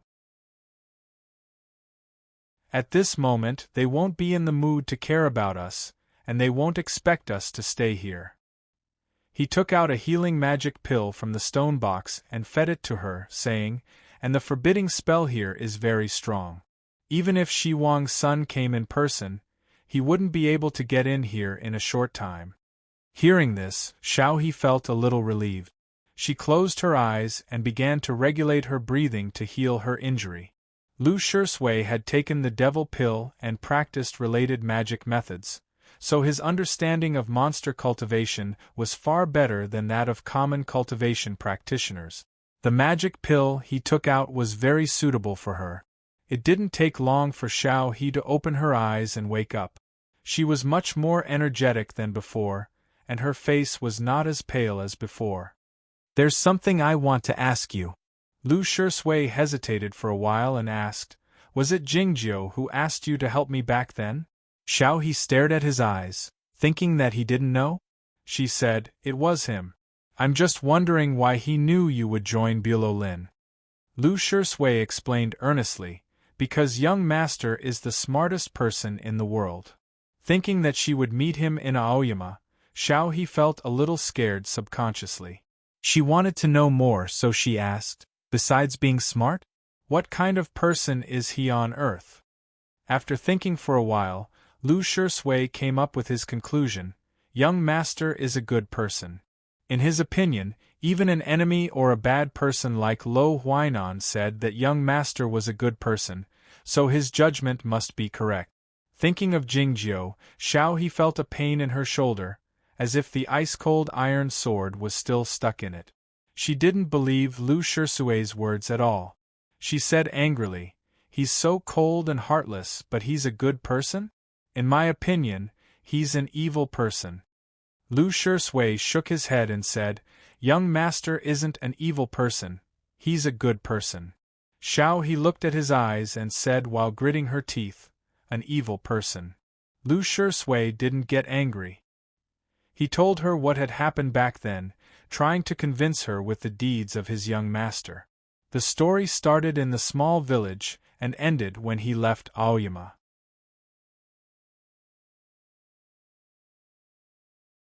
Chapter 251. Lu Shui thought, "I didn't mean that, but what you said seems right." Xiao He suddenly asked, "Do you know when was the happiest moment in all these years?" Lu Shui shook his head. Xiao He said, "It was today in the tunnel, when I held your hand and ran forward." Hearing this, Lu Shui was startled, feeling a bit embarrassed, his face red and ears hot. Seeing him like this, Xiao He knew he had misunderstood something. She chuckled and said, "What are you thinking?" "I mean the bracelet." Lu Shui came to his senses and asked, "Why?" "After confirming that the person I was waiting for was you, I felt much more relaxed. More importantly, the bracelet finally left my body." Xiao He's face turned pale again as she thought of the mental pressure brought by the bracelet in the past 10 years.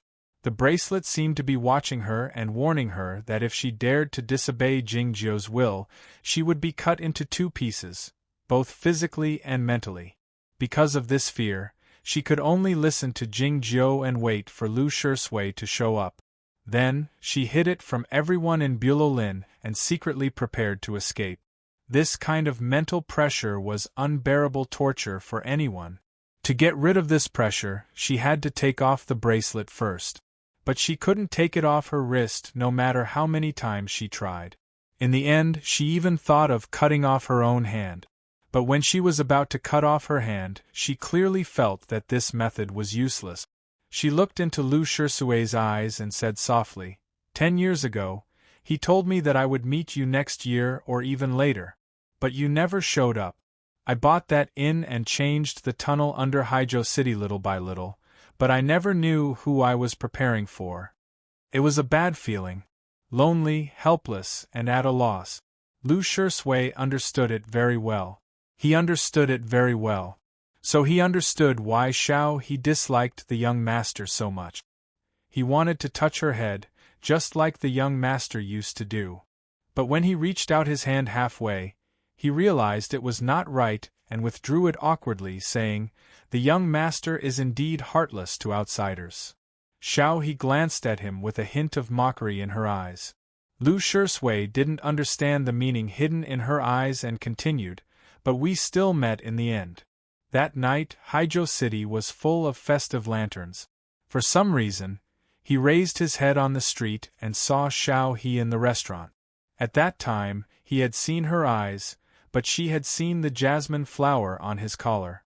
Thinking of that scene, Xiao He's expression softened a little, and she said, "Your young master is really good to you." "Yes, that's why I was very happy when I saw the bracelet. It turns out that the young master has always been looking at me, worried about me, and never doubted me." Lu Shui said with a smile, I didn't expect that everyone in Aoyama was fooled by me, including Shi Wang's son, but I failed to fool him. Xiao, he said, I didn't expect that someone like you would lie to others. Lu Shui scratched his head in embarrassment and said, Actually, my acting skills are very good. Xiao, he glanced at him, and said nothing with a smile. It's true. You don't know how I acted the day I left Aoyama. Do you know how to act like that? First of all, I had to look good. I hadn't washed my hair for half a year, and I rolled on the ground every day, wearing my clothes out. I also stayed up late to make my eyes red and haggard. When I finally appeared, I looked like a ghost. Lu Shui was beaming with joy as he kept waving his hands. He was getting more and more excited. Of course, the most important thing is my emotions and words. I know that I'm a little stupid, so I've practiced it many times. That kind of unwillingness, despair, and anger, it's really too realistic. It's definitely at a level that would make anyone who heard it cry. It's a pity that you weren't there at that time, or else you would have definitely cried. Especially at the end, when my meridians were broken and I was chased out of the sect. The few words I asked the young master were even more perfect. Even I myself am extremely touched, and… Xiao, he suddenly said, have you ever thought that Jingjiu would be very angry if he knew you were lying to him?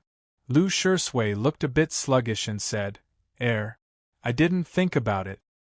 You didn't think about it, or you didn't dare to think about it. Xiao He's eyes moved slightly as she said, what you said even moved you. Is it possible that you really thought about it at that time? Lu Shui thought for a while and sighed, maybe a bit. At that time, everyone thought I stole the devil pill, so I was interrogated by Shangda Peak and forgotten in Tianguang Peak. But I thought my young master would care about me and believe me. Who knew that he would continue to travel in the human world and didn't come back at all? Even after he came back, he didn't even ask someone to bring me a message, let alone visit me. Seeing the sad expression on his face, Xiao He shook her head and said, Are you stupid? You said you couldn't fool him. Since he knew the truth, why would he care about you? Lu Shui came to his senses again and said, Right. Then he said, That's not right. Xiao He opened her eyes wide and asked, Is it right or not? Lu Shui's eyes lit up as he said, Since my young master already knew the truth, he was still able to keep his composure. That's good acting. Compared to him, I'm really far behind. I'm still a bit exaggerated. Xiao He couldn't stand it anymore. She found a teapot and filled it with spring water, pouring a cup for herself.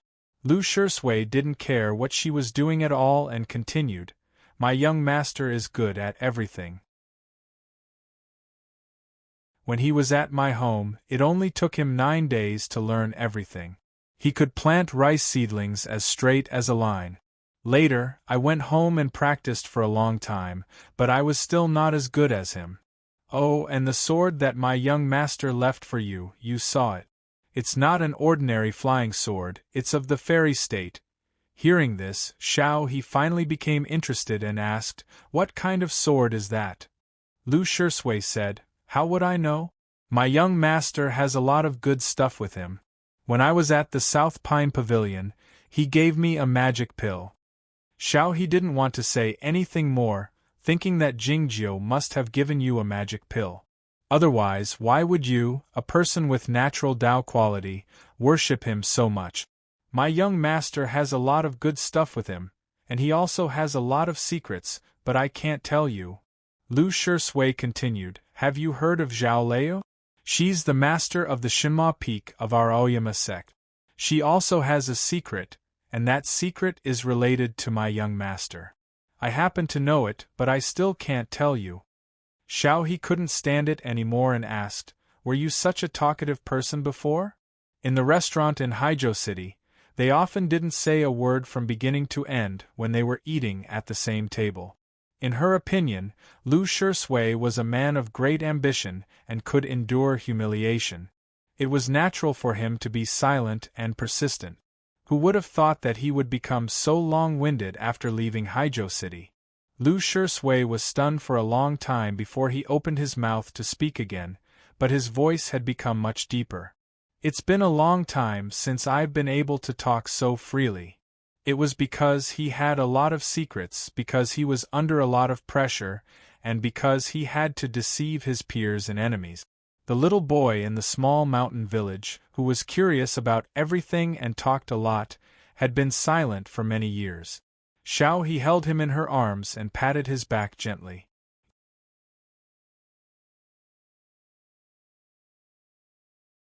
Chapter 252. Of course, Lu Shui was a talkative person. Otherwise, Jingju wouldn't have thought of him when he met the young monk of the Guoqing temple who practiced the vow of silence. Of course, he wasn't as talkative as he was today. He had shouldered too many responsibilities and secrets in the last 10-odd years. He talked less and less because he was worried that he would spill the beans, because of the pressure, and because he had to play the role of a disciple who was possessed by the devil in a miserable situation. Until today, when Jingju's bracelet turned into a sword to clear the way for him, and countless flying swords of Aoyama headed for the West Ocean, he finally didn't have to play that role anymore and was relieved. He wished he could say all the things he hadn't said in the last 10-odd years. It was quiet in the manor cave for a long time. He held him in her arms and gently stroked his back. Lu Shui was both moved and nervous. He didn't know where to put his hands and froze in midair, his face reddening more and more. Finally, he couldn't stand it anymore and said in a trembling voice, I'm a little thirsty. He left his body and laughed while looking at him, saying, You've talked so much. How can you not be thirsty? Lu Shui didn't dare to look at her. He drank up the spring water in the teacup and asked, How do you feel now? With the help of the magic pill and the meditation he had done recently, his wounds were better. Most importantly, his sword source had recovered a lot, so he should be able to ride the sword. He felt her body and confirmed that her wounds weren't much better, but she should be able to move freely. She nodded. Lu Shui helped her walk to the cliff and said, Did you feel annoyed when I said that my young master and Zhao Layer had many secrets? He thought, You still know. Lu Shui said, In fact, I also have a secret. He thought, again? But it's my own secret, so I can tell you. Lu Shui led her to the nearby forest and whistled. When the flying sword heard the voice, it returned to his side. The tip of the sword trembled slightly. From time to time, it would look back as if it was reluctant to part with him. Lu Shui walked to the slightly raised ground in the forest and grabbed at the air with his right hand. The soil broke through the air and revealed a sword. The sword was long and thin, and its aura was cold and indiscernible. One look and one could tell that it was not an ordinary item. The first child sword. Back in the night palace of Zhaoga City, Jean Mingqing presented this sword to Zhao Liu on behalf of the emperor, and she gave it to Lu Shui in Hohhot City. In a sense, Lo Huainan had died under this sword. Over the years, Shi Wang's son and many others had been searching for the whereabouts of this sword, but to no avail. Because Lu Shui had never used this sword before. Looking at that sword, he was a little surprised. One of the most important tasks given to her by Shi Wang's son was to find this sword. Unexpectedly, Lu Shui had hidden the first child sword in the forest 100 miles away from Haizhou City. Lu Shui took out the first child sword from the soil, wiped it clean with his sleeve, and put it on his waist. The bright small sword quivered slightly, flying around his body incessantly, as if it was eager to hack down and test the hardness of the first child's sword. Lu Shui stopped it hurriedly. He held Xiaohe's hand, ready to step onto the flying sword and fly away. It was then that a sigh rang out in his mind. When he was fleeing from Haizhou City and riding the sword in the sky, he had also heard a sigh. The sigh was full of sentiments, as well as a bit disappointed and regretful. The sigh was also sentimental, but the disappointed and regretful feeling had turned into contentment and comfort. No matter what kind of sigh it was, It was Shi Huangsun's sigh. The expression on Lu Shisui's face changed abruptly. He drew out the first child's sword from his waist without hesitation and drew a sword flower in front of him. The small sword also sensed the great danger. It raised its head slightly, ready to fly away. Crack! A flash of lightning suddenly rang out in the cloudless blue sky. The lightning struck on the cliff. There was a loud bang. The rocks on the cliff flew everywhere. Lu Shisui and Xiao He fell to the ground, covered in blood. A figure drifted down from the sky. He was wearing a bright yellow robe, with a bead curtain covering his face. His eyes were calm, and his energy was unfathomable, like an emperor. It was Shi Huangsun. The first child's sword had left Lu Shisui's hand, piercing toward Shi Huangsun's face with a swoosh. The bead curtain fluttered. Shi Huangsun reached out his right hand. It was easy. He grabbed the first child's sword. The first child's sword struggled for a while, but soon calmed down. Shi Huangsun glanced at the sky diagonally in front of him. The small sword was hiding behind a rock, as if it was ready to launch a sneak attack. Sensing Shi Huangsun's gaze, the small sword flew toward the back of the mountain without hesitation, disappearing instantly. It runs so fast. What a good sword! Shi Huangsun complimented. He knew that it would take him a long time to subdue that small sword, so he didn't have any other ideas. He looked at Lu Shisui, his eyes showing both disappointment and appreciation. I didn't expect that I would be fooled by you kids. How come you are here? Lu Shisui said with a pale face. His mind was full of shock and confusion. In his mind, this was something that was impossible to happen. The swordsmen of the orthodox cultivation sects were besieging the cloud platform, and the secret of Bulo Lin was about to be revealed to the whole world. As the leader of Bulo Lin, Shi Huangsun came to kill him instead of fighting the enemies there. Even though what he had done was the betrayal that Bulo Lin hated the most, was killing him more important than protecting Bulo Lin? Obviously, this is a trap that you have prepared for many years. Even if I stayed on the cloud platform, what else could I do? Seeing Lu Shisui's expression, Shi Huangsun knew what was on his mind. He said calmly, If so, why should I stay there and wait for death? Lu Shisui said, Then what you should do is run away as soon as possible. Why did you come to kill me? Of course it's important to kill you, but there's another reason I'm following you. Shi Huangsun looked at the first child's sword in his hand, the expression in his eyes serious. He only needed a drop of blood to make it his sword.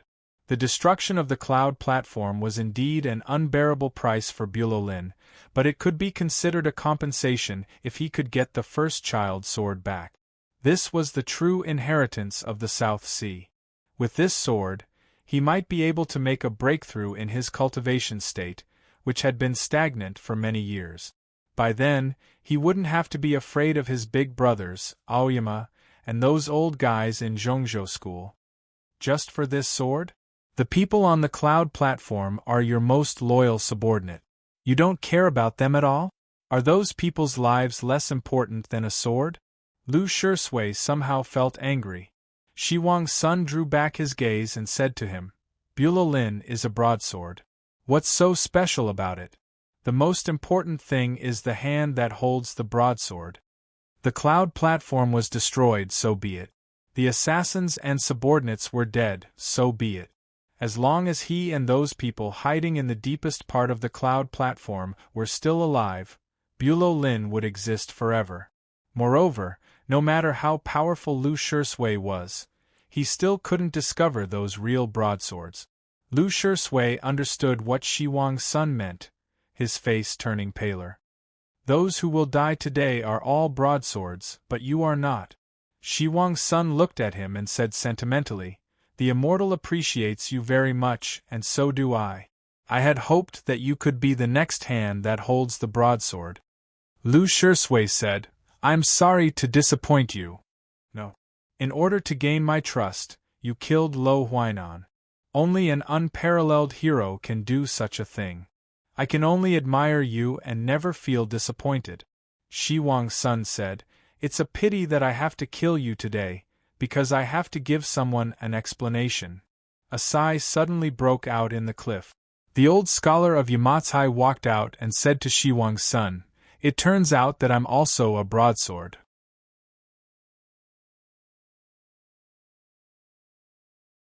Chapter 253. The pen could be used to write good essays. It could be used to paint beautiful rivers and mountains. It could also be used to write talismans. Yamatsai was famous for its calligraphy. Using books to make talismans was a talisman. Without the help of these scholars' talismans, how could the magic army of the Jing imperial court resist the tide-like monsters of the snowy kingdom in the north? Those who could write well were not all good people. There was an old scholar named Yamatsai in Bulolin. His cultivation state was high, and his background was mysterious. After the old scholar came to Bulolin, he used the pen the most. But he seldom killed people with the pen. He just recorded and analyzed the cases in the cloud platform, and he took in some new people he liked. It was he who took Lu Shisui to Bulolin. But he didn't know that he stayed in the cloud platform because of the old scholar's recommendation. In recent years, the old scholar's pen had finally become idle. Maybe it was for this reason that he started to meddle in other people's business. Since it has come to this, why kill one more? The old scholar said while looking at Shi Huang's Sunday. Shi Huang's son said, If it were before, I would do it for your sake, since I like this kid very much. But not now. Why? The old scholar asked. If it were before, it would be difficult for me to kill you, and it would take me some time, which might expose my whereabouts. But not now. As he said this, Shi Huang's son's right hand slid across the first child's sword, and blood oozed out from the gap between his palm and the sword. The first child's sword was covered with blood, but it still had a chilly energy, exuding a terrifying pressure. Seeing this, the old scholar remarked sentimentally, Is this the first child's sword? It turns out that you are the descendants of that person in the South Ocean. Shi Huang's son didn't say anything, but wielded the sword. A chilly sword left the first child's sword and turned into a real arc light, slashing toward the old scholar from a distance away. The wrinkles on the old scholar's face became deeper because of the wind, making him look very sad. A black brush that was glowing with a precious light flew out from his sleeve, and flew at an unimaginable speed. In the blink of an eye, it wrote a character in the air. Lu Shisui and Xiao He had no idea what kind of magic treasure this black writing brush was, nor could they make out the characters clearly. Shi Huang's son knew that this was the city-guarding pen, one of the 4 treasures of Yamatsai. In the past, the respect and tolerance he had shown the old scholar stemmed largely from this. Of course, he also saw clearly that it was the word Jiang. The iron chain crossed the river. Jianghai is the river where the rest of my life is spent. The city-guarding brush glowed with precious light. The character that was written also glowed with precious light in the air. It was like a real iron chain that could block all attacks in the world. When the sword light landed on the word, it did not make any sound, nor was it able to cut through it. It gradually sank into the strokes, and was about to disappear. Shi Huang's son took a step forward. The bead curtain moved slightly, producing a crisp sound. His yellow robe fluttered in the wind. This step was monarch descent. There was a crisp sound. The word river in the air suddenly shattered. The sword light pierced through the air and landed in front of the old scholar. The old scholar took a few steps back, his face pale. There was another crisp smack. The city-guarding pen fell on the ground, its precious light dimming slightly. This didn't mean that the treasures of Yamatsai were not as good as the first child's sword of that guy from the South Sea. It was just that the cultivation state of the old scholar was still lower than that of Shi Huang's Sunday. If the city-guarding pen hadn't protected its owner, he would have been severely wounded. Shi Huang's son took another step forward, his momentum even stronger. The old scholar had no intention of backing down. He looked at Shi Huang's son in silence, with a sense of relief in his eyes.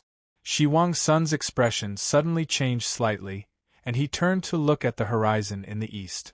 It was unclear what he had sensed, but he turned around and left without hesitation. In an instant, he turned into a flash of sword light and disappeared into the horizon. Despite the sudden change, he still didn't want to let go of Lu Shisui.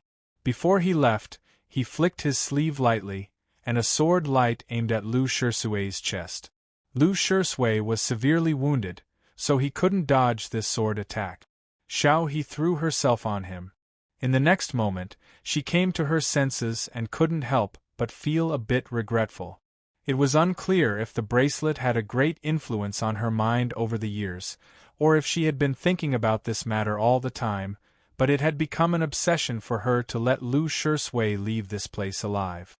She didn't even think about it before she charged forward. How could she be so stupid? Next he would probably die, right? Would this be considered an idiotic death? Xiao He thought of these things in a self-mocking way, but she found that death didn't come, and she didn't even feel pain. She sat up and found that she wasn't wounded, feeling a bit confused. Then she noticed that Lu Shisui was looking behind her with a pale face. Xiao He followed his line of sight and found that the old scholar was standing in front of them. The old scholar looked calm, as if nothing had happened. A fan had appeared in his hand out of nowhere. Lu Shisui had seen this fan before. Back in the small village, the old scholar had destroyed the soul of a highly achieved swordsman of the mysterious dark sect with a gentle fan. But just now, he saw clearly that the old scholar had only taken out the fan and didn't do anything else. "Are you all right?" he asked in a trembling voice. "I'm fine," the old scholar said. No sooner had he said this than a faint "pa" sound broke out in the cliff. The old scholar was still wearing the blue robe that had been washed so many times that it had turned white. A tear suddenly appeared on the front lapel of the robe. The fresh blood gushed out. It was still raining in Zhaoga City. It was annoying. The black eaves of Taichung Temple looked shiny after being washed by the rainwater. The people under the eaves were a bit upset. Both the officials of Taichung Temple and the Pure Heaven Bureau were very busy that day. People were being arrested everywhere in Zhaoga City, and people were dying everywhere. And they were fully aware that they couldn't rest the next day, because more people would be sent to Zhaoga City and the Fiend Prison in the next few days, waiting to be interrogated by them. Of course, most of those sent to them were corpses. In addition to killing people, the assassins of Bulow Lin were also very skilled at committing suicide. The most difficult task in wiping out Bulow Lin was to find the spies hidden in the Imperial Court and the Orthodox cultivation sections. The problem was that those assassins would commit suicide on the spot after they failed, so it was impossible to find any clues. There is another very difficult task that people have forgotten, because nobody dared dream of having such an opportunity before today. Duke Lu continued while looking at Jin Mingqing. It is to catch the mastermind behind Bulow Lin. Shi Huang's son was very mysterious. It was said that he was the young brother of the godly swordsman of West Ocean and had great power at the Western Sea Sword School, but few people had seen his true face, save for the winners of the Four Seas Banquet every year.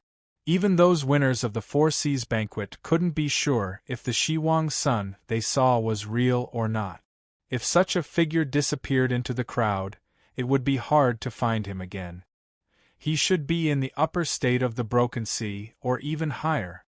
Few people in Chaotian could defeat him, and he could escape no matter how many people went after him. Jin Mingqing continued, so the most important thing is to locate him. Of course, the Emperor didn't have much hope in finding him in the beginning.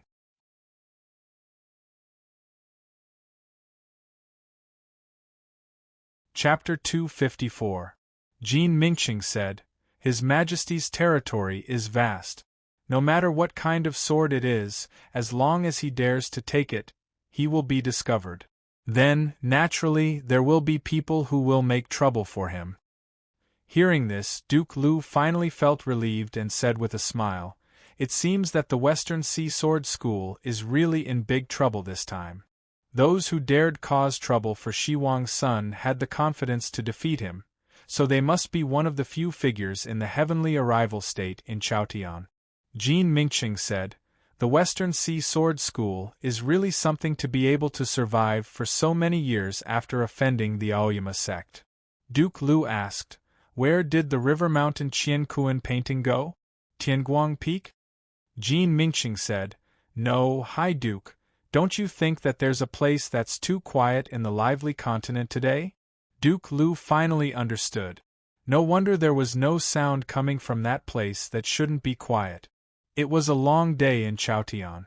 The imperial court and the orthodox sects had confirmed that the Cloud Platform, an important place in the Western Sea Sword School, was the headquarters of Bulo Lin, and Shi Huang's son was the leader of Bulo Lin. Countless swordsmen were riding on flying swords or magic treasures toward Haizhou City. But there was not the slightest movement from Longevity Mountain. Judging from its name, this place used to be a royal tomb. To put it more precisely, it was the royal tomb of the previous dynasty, which was later used by the No Mercy sect as their mountain gate. This was a taboo for many people, especially the cultivation practitioners, but the No Mercy sect didn't care. This was because they cultivated the Tao of slaughter, which emphasized on using the sword to destroy the world. Heaven and earth had no gratitude towards humans, let alone the emperor and the imperial court. Many years ago, the famous hidden swordsman had stirred up a storm in the world. The orthodox cultivation circle was in a precarious situation. The No Mercy sect was targeted because they occupied the royal tombs of the previous dynasty. They were attacked 4 times by the alliance of the deviant sects in a short span of 10 years, and their mountain gate was almost destroyed during the last attack. Fortunately, the Aoyama powerhouses came to his rescue on a sword, and he was lucky enough to survive. Because of this incident and the similarity between the two sects, the Aoyama sect and the No Mercy sect became allies, and they had been on good terms for generations until now. In the last few years, the No Mercy sect had always been at a disadvantage in the competition with the Western Sea Sword School, and had been suppressed badly. As a result, the disciples of the No Mercy sect seldom went out, and kept a low profile. But it shouldn't be so quiet today. The orthodox cultivation sects were besieging the Western Sea Sword School on the Cloud Platform, and the No Mercy sect, who had a grudge against the Western Sea Sword School, should have done something. Longevity Mountain was very quiet. Birds could be heard everywhere, and the disciples were practicing their swordsmanship and cultivating diligently.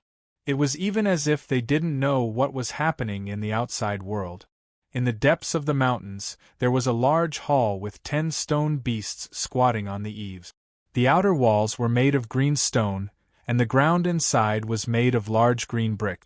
There were 13 steps in front of the hall, and in the middle was a relief of a red-crowned crane. Judging from the layout, this place should be the back hall of the royal tomb of the previous dynasty, which was used as the main hall by the No Mercy sect. The main hall was dimly lit, and the atmosphere was gloomy and cold. An old man sat in the deepest part of the hall. The old man had a head full of white hair, and a few black hairs could be seen when they were very close to him. His head was lowered, so his face couldn't be seen clearly. The name of the No Mercy sect master, Pei Baifa, wasn't due to his white hair. Several hundred years ago, when the highly achieved swordsmen of the deviant sects besieged the mountain gate, he was only qualified to retreat to the front gate of the mausoleum.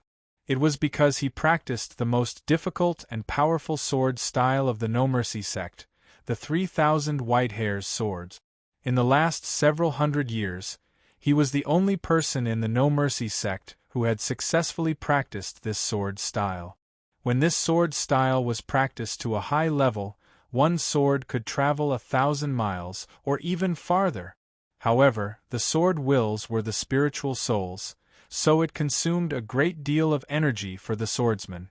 Every time he wielded the sword, a white hair would grow out, which was why he was called the 3,000 White Hair's Swords.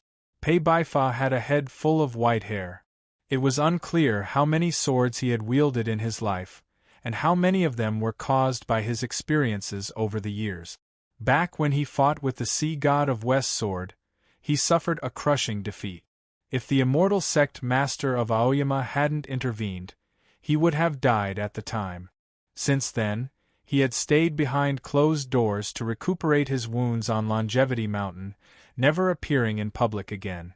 In recent years, he had been confined to the Grand Hall, not even seeing his disciples, drinking only clean water.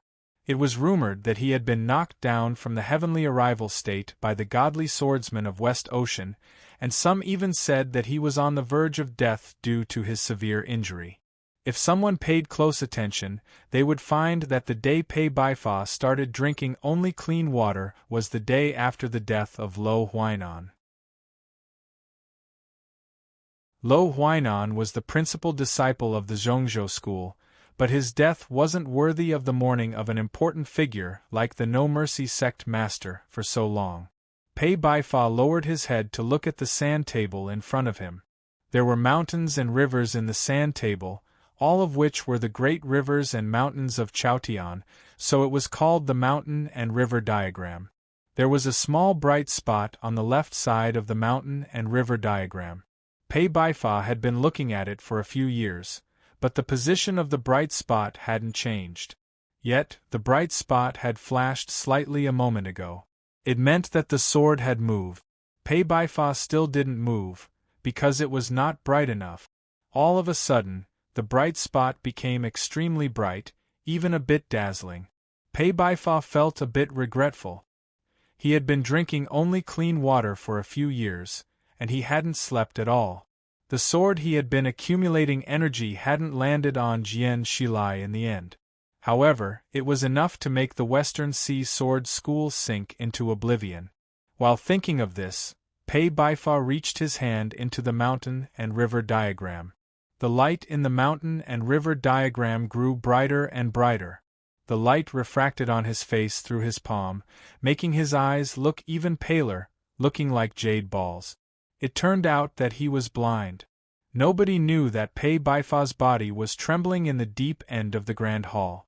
Yet, the disciples of the No Mercy sect soon sensed that something significant was about to happen. It was because the dozens of Longevity Mountains had suddenly started quaking violently, like an earthquake, or like the stories they had heard many times since they were little children. Did the devil men of the underworld come to the human world through the yellow spring under the mausoleum? The disciples of the No Mercy sect came out from everywhere and stood in the valley in front of the Grand Hall, sensing the change of the energy of heaven and earth, their faces full of bewilderment. Pei Yuan was the hall master of the punishment hall of the No Mercy sect. He was also Pei Baifa's biological elder brother, but he looked much younger than Pei Baifa, and most of his hair was still black. He came to the front of the Grand Hall in a hurry, intending to go in and have a look, but he was stopped by a few elders. "I'm worried that something might have happened to the sect master." Pei Yuan's expression was quite anxious. They were brothers after all, so they had a deep affection for each other. An elder said expressionlessly, "The sect master has something important to do today, and nobody is allowed to disturb him. Hall Master Pei, please be patient." Hearing this, Pei Yuan was even more startled, wondering what important matter his elder brother was going to do since he had been wounded for many years and was on the verge of death. More importantly, why hadn't he heard anything about it beforehand? The fairy cranes inlaid on the stone steps sensed the energy coming from the Grand Hall, brightening up, as if they were about to come back to life. The stone animals on the eaves looked up at the sky, as if they were expecting something.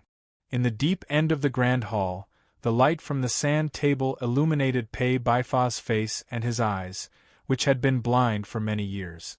The wind rose. His silvery hair danced wildly. A sword shot out from the stone and pierced through the roof of the grand hall, turning into a flash of light and disappearing into the sky. A rumble of thunder broke out in the clear sky, followed by a heavy downpour.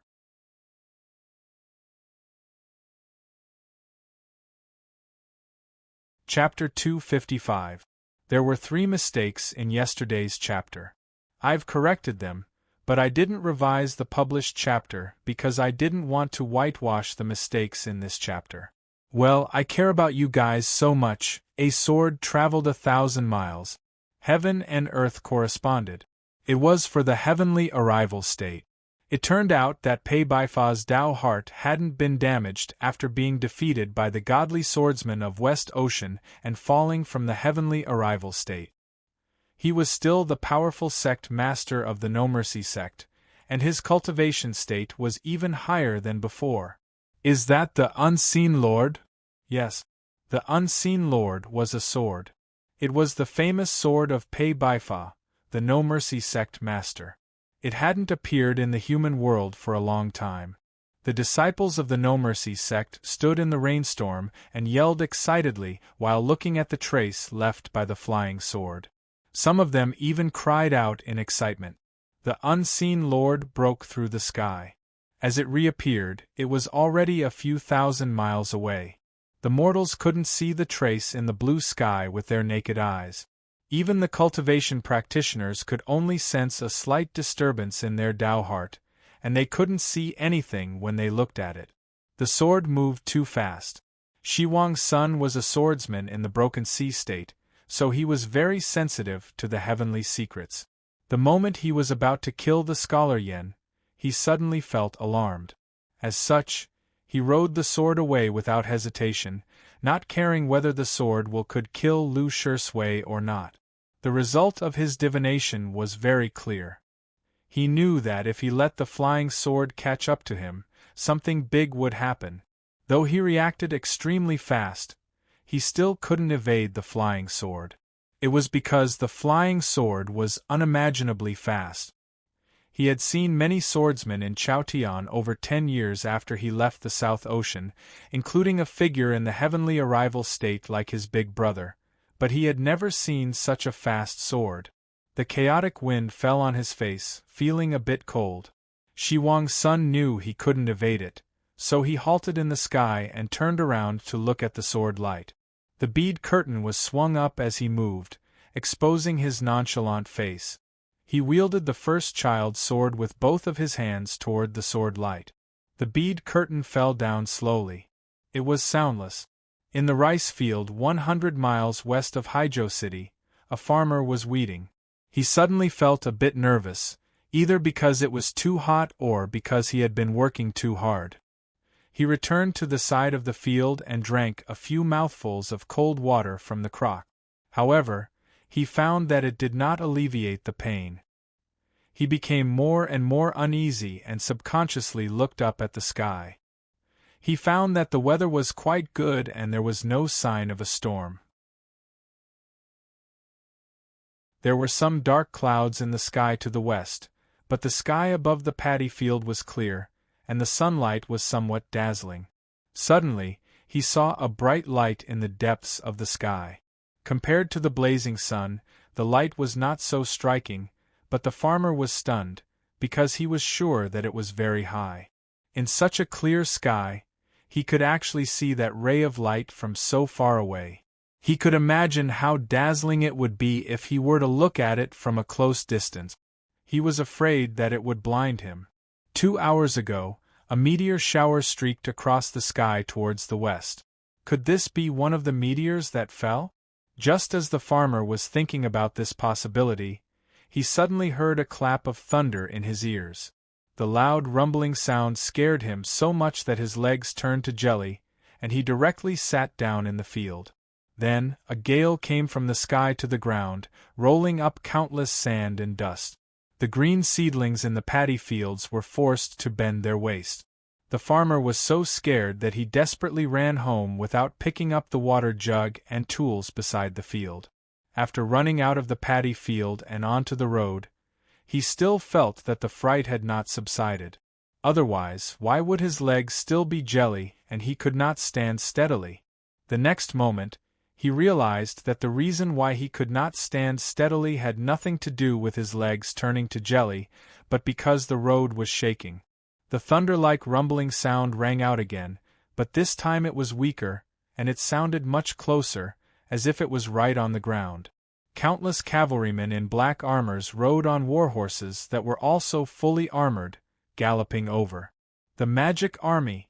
The farmer was so shocked that he frantically ran down the road and back into the paddy field to avoid being run over by these cavalrymen. The smoke and dust gradually faded away. The blazing sunlight fell on the black iron armor, and it suddenly became a little colder, but it was still not as cold as the pair of eyes revealed through the armor. This commander was called Gu Pan, an external disciple of the central state. He had a high position at a young age. According to his rank, he could lead 1,000 cavalrymen, but today he only brought 100 subordinates. In the early hours of the morning, tens of thousands of cavalrymen of the magic army entered Haijo in several groups. The vanguard should have arrived in Haijo by now and completed the encirclement. The mission of the magic army was to kill the highly achieved swordsmen of Bulow Lin, the devil men of the deviant sects, and the local officials affiliated with the Western Sea Sword School. In addition, they were responsible for maintaining the order in Haijo and ensuring that the populace would not be harmed too much by the possible war.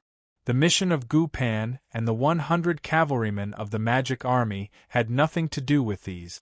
Their mission was to find a sword. In the sky ahead of them, a thin black line was drifting down slowly, looking like a speck of dust. Gu Pan knew that it was the target of this trip, so he ordered in a deep voice, "Go there as fast as you can. Kill whoever dares to snatch it." The thin black line drifting down slowly in the blue sky was the first child sword. After being hit head-on by the invisible Lord's sword for many years, the first child sword, no matter how high its state was, had lost all of its spirituality, falling to the ground like a piece of scrap iron. Shi Huang's son was in an even worse situation. His 2 hands holding the hilt of the sword were covered in blood, and the bones of his fingers and arms were all shattered. He was extremely furious, calling the opponent's name in his mind. "Pei Baifa, didn't my big brother severely injure you and lower your state? How come you still have the full power of the heavenly arrival state? Even if you have recovered your state through hard cultivation, how could you strike me from thousands of miles away from the Longevity Mountain? And how could this sword strike be so fast and so powerful?" He didn't know why Pei Baifa's sword was so formidable, but he knew that he would die for sure if Pei Baifa's sword struck him again. Disregarding his own injuries, he flew to a higher altitude. A few seconds later, he passed the invisible barrier and entered the empty realm. There was no air in the empty realm, so he couldn't breathe. Of course, he was not an ordinary cultivation practitioner in the Broken Sea state, so he could stay here for a long time. The problem was that his arms had been chopped off by the invisible Lord Sword, so he couldn't repair his body by Jin Yuan. In an environment like the empty realm, he would bleed more quickly, and it was possible that he would die soon. But he had to take the risk. If he didn't leave this place as soon as possible and go back to his manor cave to heal his wounds, he would die for sure. Shi Huang's sun flew toward the sky in the west. 2 streams of blood dripped down from his arms that were dragged behind him.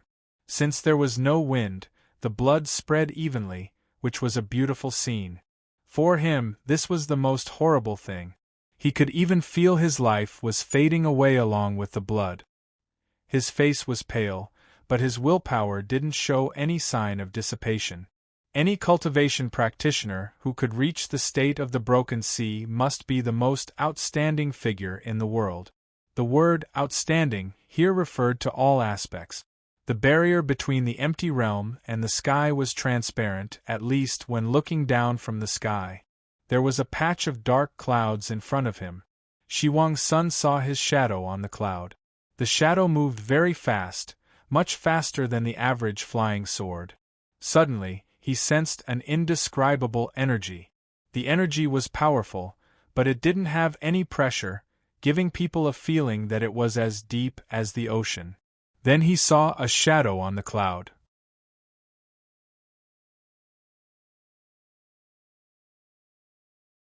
Chapter 256. No matter how fast or slow he was, the shadow always stayed in the same position, looking very relaxed. Shi Huangsun's face turned paler. He looked behind him and found that it was empty. There was nothing there. That person was up there. Shi Huangsun didn't look up. He suddenly changed his direction and flew toward the bottom of the empty realm, hoping to get into the cloud before the opponent attacked. The shadow didn't change, still following him on the surface of the white cloud. Shi Huangsun was about to leave the empty realm, and the slightly moving clouds were right in front of him. He seemed to see hope. Soon, he found that the so-called hope was just an illusion. The shadow on the white cloud suddenly extended and became long and thin, like a sword.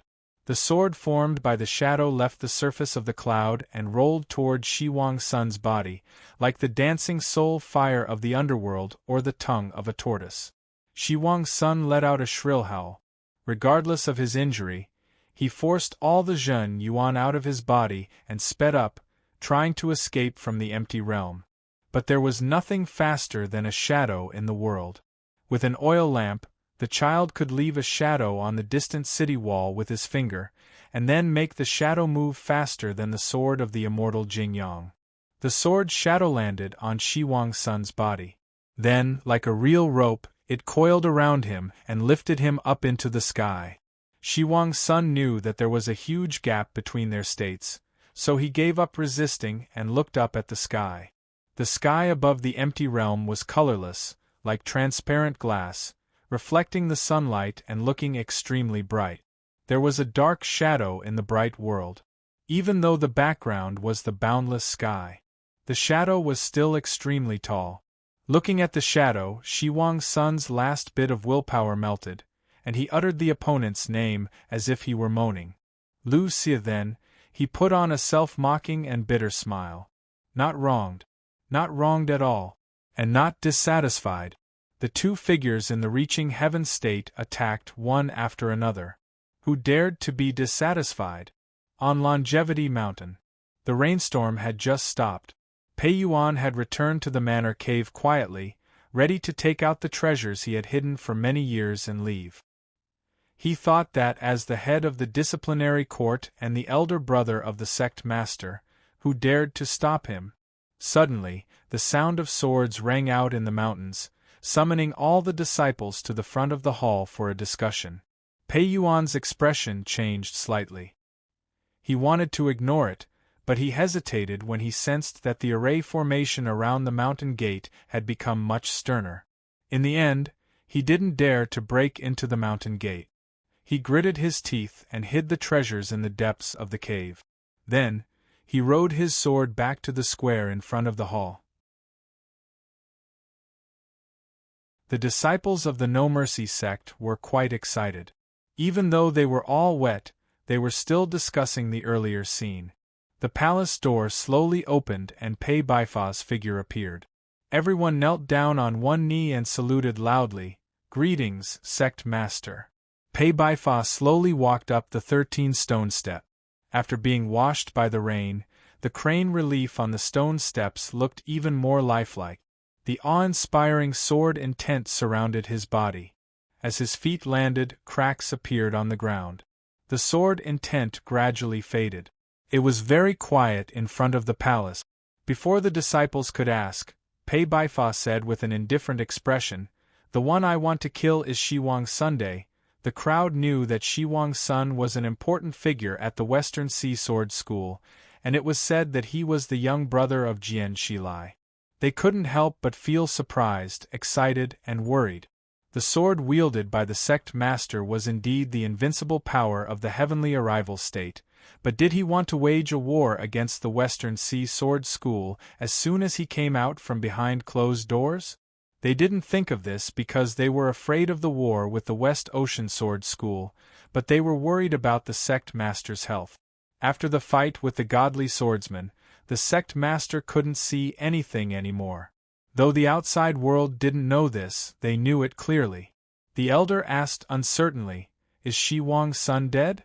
Pei Baifa didn't answer the question, saying, "You guys go to the Institute of White Deer and burn it down." He still didn't tell the crowd that the cloud platform of the Western Sea Sword School was the headquarters of Bulolin. Pei Yuan couldn't help but ask, "What happened?" Pei Baifa asked while looking at him in the crowd, "What do you think?"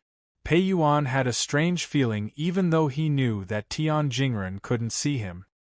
Back then, someone told me that Tian Jingren was virtuous and trustworthy, and that he was blind, so it wouldn't hurt to see him. Pei Baifa said, "I believed him and went to the Institute of White Deer. Then I became blind. What's wrong with me burning that place down now?" He wanted to burn down the Institute of White Deer because of what had happened in the past. What would happen to that person then? Pei Yuan fled toward the outside of the valley before Pei Baifa could finish his words. Suddenly, a stream of blood spurted out. His right leg was cut off neatly from the knee, as if it had been cut off by a sword. Pei Baifa looked at him in the distance expressionlessly, his pale eyes emitting a glint as if he wanted to devour someone. Pei Yuan yelled in pain and crawled up from the ground, jumping forward with his left leg. The scene looked funny, but it was even more horrifying. Then, his left leg was cut off at the ankle. Pei Yuan couldn't walk anymore, not even jump. He sat in a pool of blood, crying in despair. "I never thought my brother would sell himself out, even though you have always been such a stupid and preposterous person."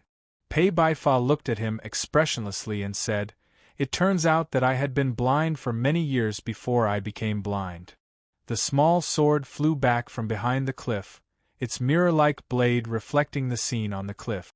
The dust-covered green trees, the mottled bloodstains, the pale face, and more tears on the gown. Lu Shui knelt in front of the old scholar, his expression very sorrowful. That sword will had destroyed all signs of life. He liked this elder very much, because he had helped him a lot and had spent a long time with him. But the old scholar had never told him his story, and it was not until today that Lu Shui learned that his surname was Yen. "If you have any last wishes, please say them. As long as I am still alive, I will fulfill them for you." He looked at the old scholar and said. The old scholar shook his head. Lu Shui was somewhat anxious and said, "You are about to die, why are you still unwilling to say it?" The old scholar didn't answer this question, saying, "After I die, someone will know and come here to investigate. You must leave as soon as possible, or else you will be in danger."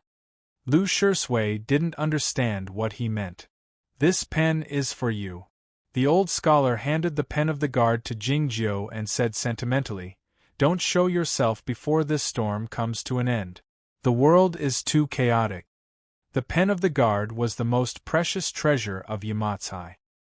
He gave it to Lu Shui so carelessly. Lu Shui took it over solemnly. The old scholar asked, "The last thing I want to know is, that year before we left here, when you went to the forest to relieve yourself, was it to hide the first child sword?" "Yes," Lu Shui said. "Interesting. I hope Shi Wang's son won't feel that his hands are dirty." The old scholar laughed, saying, "I have one more thing to say. When a man is about to die, he will talk a lot." Lu Shui cried, saying, "I also talk a lot. You have the devil fire, so you are naturally hot. So don't be too enthusiastic when doing things in the future, or you will be burned to death." The old scholar looked at Jingjiu and said seriously, "Even if you can't be burned to death, you will feel uncomfortable if you are too enthusiastic, just like I am now." He opened the fan and started fanning himself. The wind fell on his body, blowing away his clothes and body, causing them to fly up like ashes.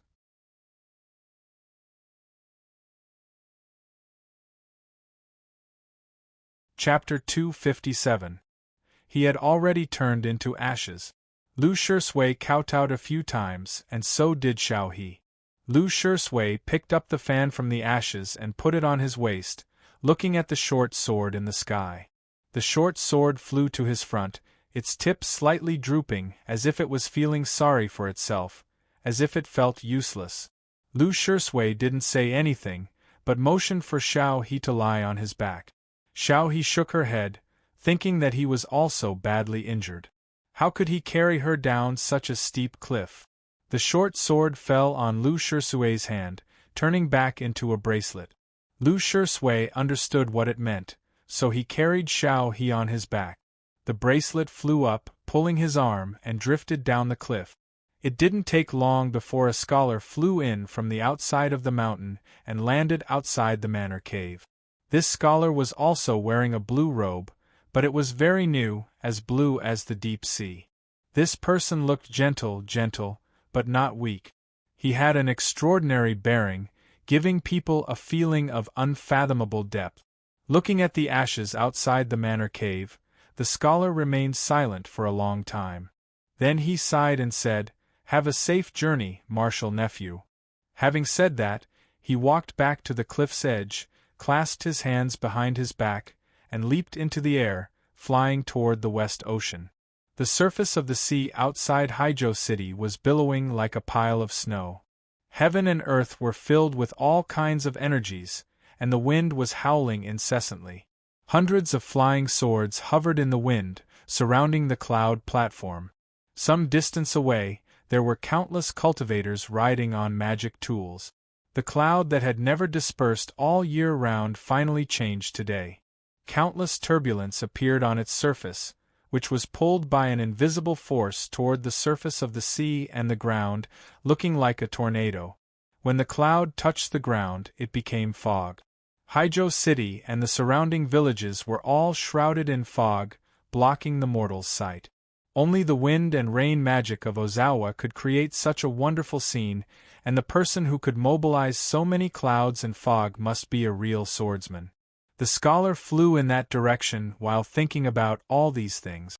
Regardless of whether it was the cultivators riding on their artifacts or the Aoyama disciples riding on their swords, they all made way and bowed.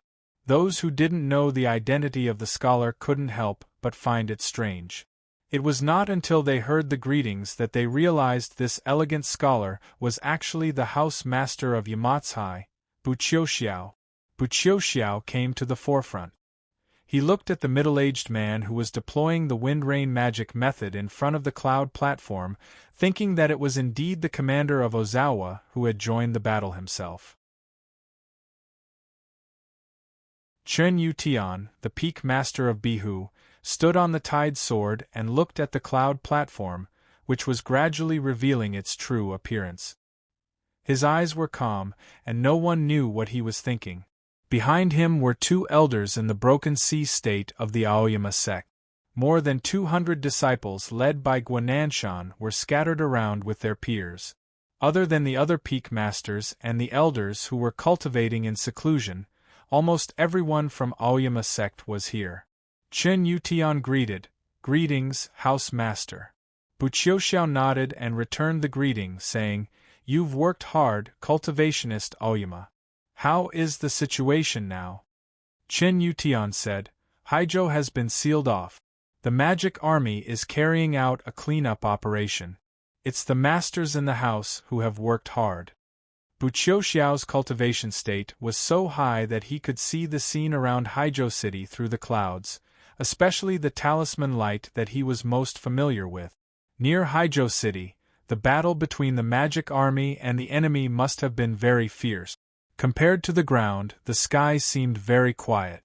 The Aoyama sect had already surrounded the cloud platform, but for some reason, they didn't intend to attack. Looking at the faintly discernible palace buildings on the cloud platform, Buqiuxiao sighed speechlessly, thinking that this was indeed the style of the Aoyama sect. But why did they have to do this? If the Aoyama sect was determined to do something, they would never care whether their opponents were prepared for it. On the contrary, they were used to waiting for their opponents to get ready, and then they would summon all their helpers to strike. In their eyes, it was more convenient and less troublesome to deal with all the opponents in one fell swoop. It was evident that the Aoyama sect had this idea by surrounding the cloud platform but not attacking. It was quiet on the other side of the ocean, and the main force of the Western Sea Sword School hadn't arrived yet. Looking around, Buqiuxiao found that almost all the orthodox sects had come, except for the disciples of the Zhongzhou school, the Guoqing Temple, the Shuiyu Nunnery, and the No Mercy sect. And he was fully aware that even those sects like the Zhongzhou school and the Guoqing Temple had already struck in secret. It would be a waste if they could only kill Shiwang's son and destroy the cloud platform, but they couldn't get rid of Bulolin's most powerful backer. The cloud that had lingered outside Haizhou City for countless years had dispersed, turning into fog on the ground. The cloud platform, an important place of the Western Sea Sword School, had finally revealed its true appearance. It was a green mountain peak floating in the air. Palace halls and flowing springs could be seen everywhere on the cliffs. It was a beautiful sight to behold. On the mountain peak, the disciples of the Western Sea Sword School and the caretakers of the cloud platform were setting up the defensive formation in a hurry. It was evident that they were in a panic. Who could stay calm in front of such a formidable force? Leader of Ozawa flew back to the front of the formation and asked, "Should we wait a bit longer?" The magic method of wind and rain consumed a great deal of his energy. Even he looked a bit pale. Buqiuxiao didn't say anything, looking at Chen Yutian. Chen Yutian was the peak master of Bihu in Aoyama, having a similar status as leader of Ozawa, but he was still a bit inferior to the house master of Yamatsai. The reason Buqiuxiao asked Chen Yutian to make the decision was that the Aoyama sect was the main force in besieging the cloud platform today. To put it more precisely, it was the Aoyama sect who had initiated the attack. Wait. The West Ocean can't pretend to be dead all the time. Chen Yutian said this without hesitation. Hearing this, Buqiuxiao let out a bitter laugh inside, knowing that he was right. The target of the Aoyama sect was not just the cloud platform. However, the Western Sea Sword School was very powerful. If an all-out war broke out, how many of the cultivation practitioners besieging the cloud platform would die? More importantly, if a figure like the godly swordsman of West Ocean got mad, even the immortal sect master of Aoyama would have to stay away from him. What should they do then? All of a sudden, 100 sword lights appeared on the other side of the ocean. The Western Sea Sword School had arrived. Even from a long distance, a highly achieved practitioner like Buqiuxiao could judge the cultivation state of those people based on the sword light. He had vaguely guessed what the Western Sea Sword School intended to do, so he sent a spiritual awareness to a spot in the sky. Those sword lights soon arrived in front of the cloud platform. The leader was Tong Lu, followed by 2 elders in the free travel state, and the rest of them were young disciples. Seeing this scene, Chen Yutian and the others felt it odd. The Western Sea Sword School had enjoyed a great reputation over the years. Even though their resources were a bit inferior, they should have sent an elder in the Broken Sea state. Though Tong Lu was the personal disciple of the godly swordsman of West Ocean, he was still a young disciple. He didn't exchange pleasantries, nor did he bow to the masters and elders. Seeing the scene, Tong Lu was extremely angry, yelling, "What do you want to do?" Buqiuxiao, Chen Yutian and the others didn't respond to him. Guananshan arrived by riding his sword. Seeing the angry Tong Lu, a hint of sympathy flashed on his face. He was certain that Lu Shisui didn't know what was going on based on the message he sent back. "Cultivationist Tong Lu, you should read these first." Guananshan opened his palm, revealing a bright pearl. A few surprised screams could be heard in the distance. It was the most precious treasure of the Zhongzhou school.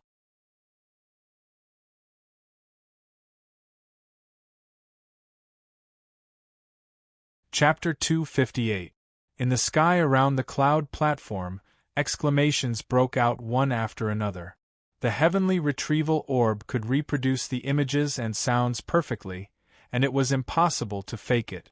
It was a famous magic treasure in the cultivation world, and it had been hidden by the Center sect on the Cloud Dream Mountain all these years. Why did it suddenly appear in the hands of Guananshan? Though the relationship between the Aoyama sect and the Zhongzhou school had eased, how could the two leaders of the cultivation world be so close to each other? Tong Lu thought of something, his face darkening.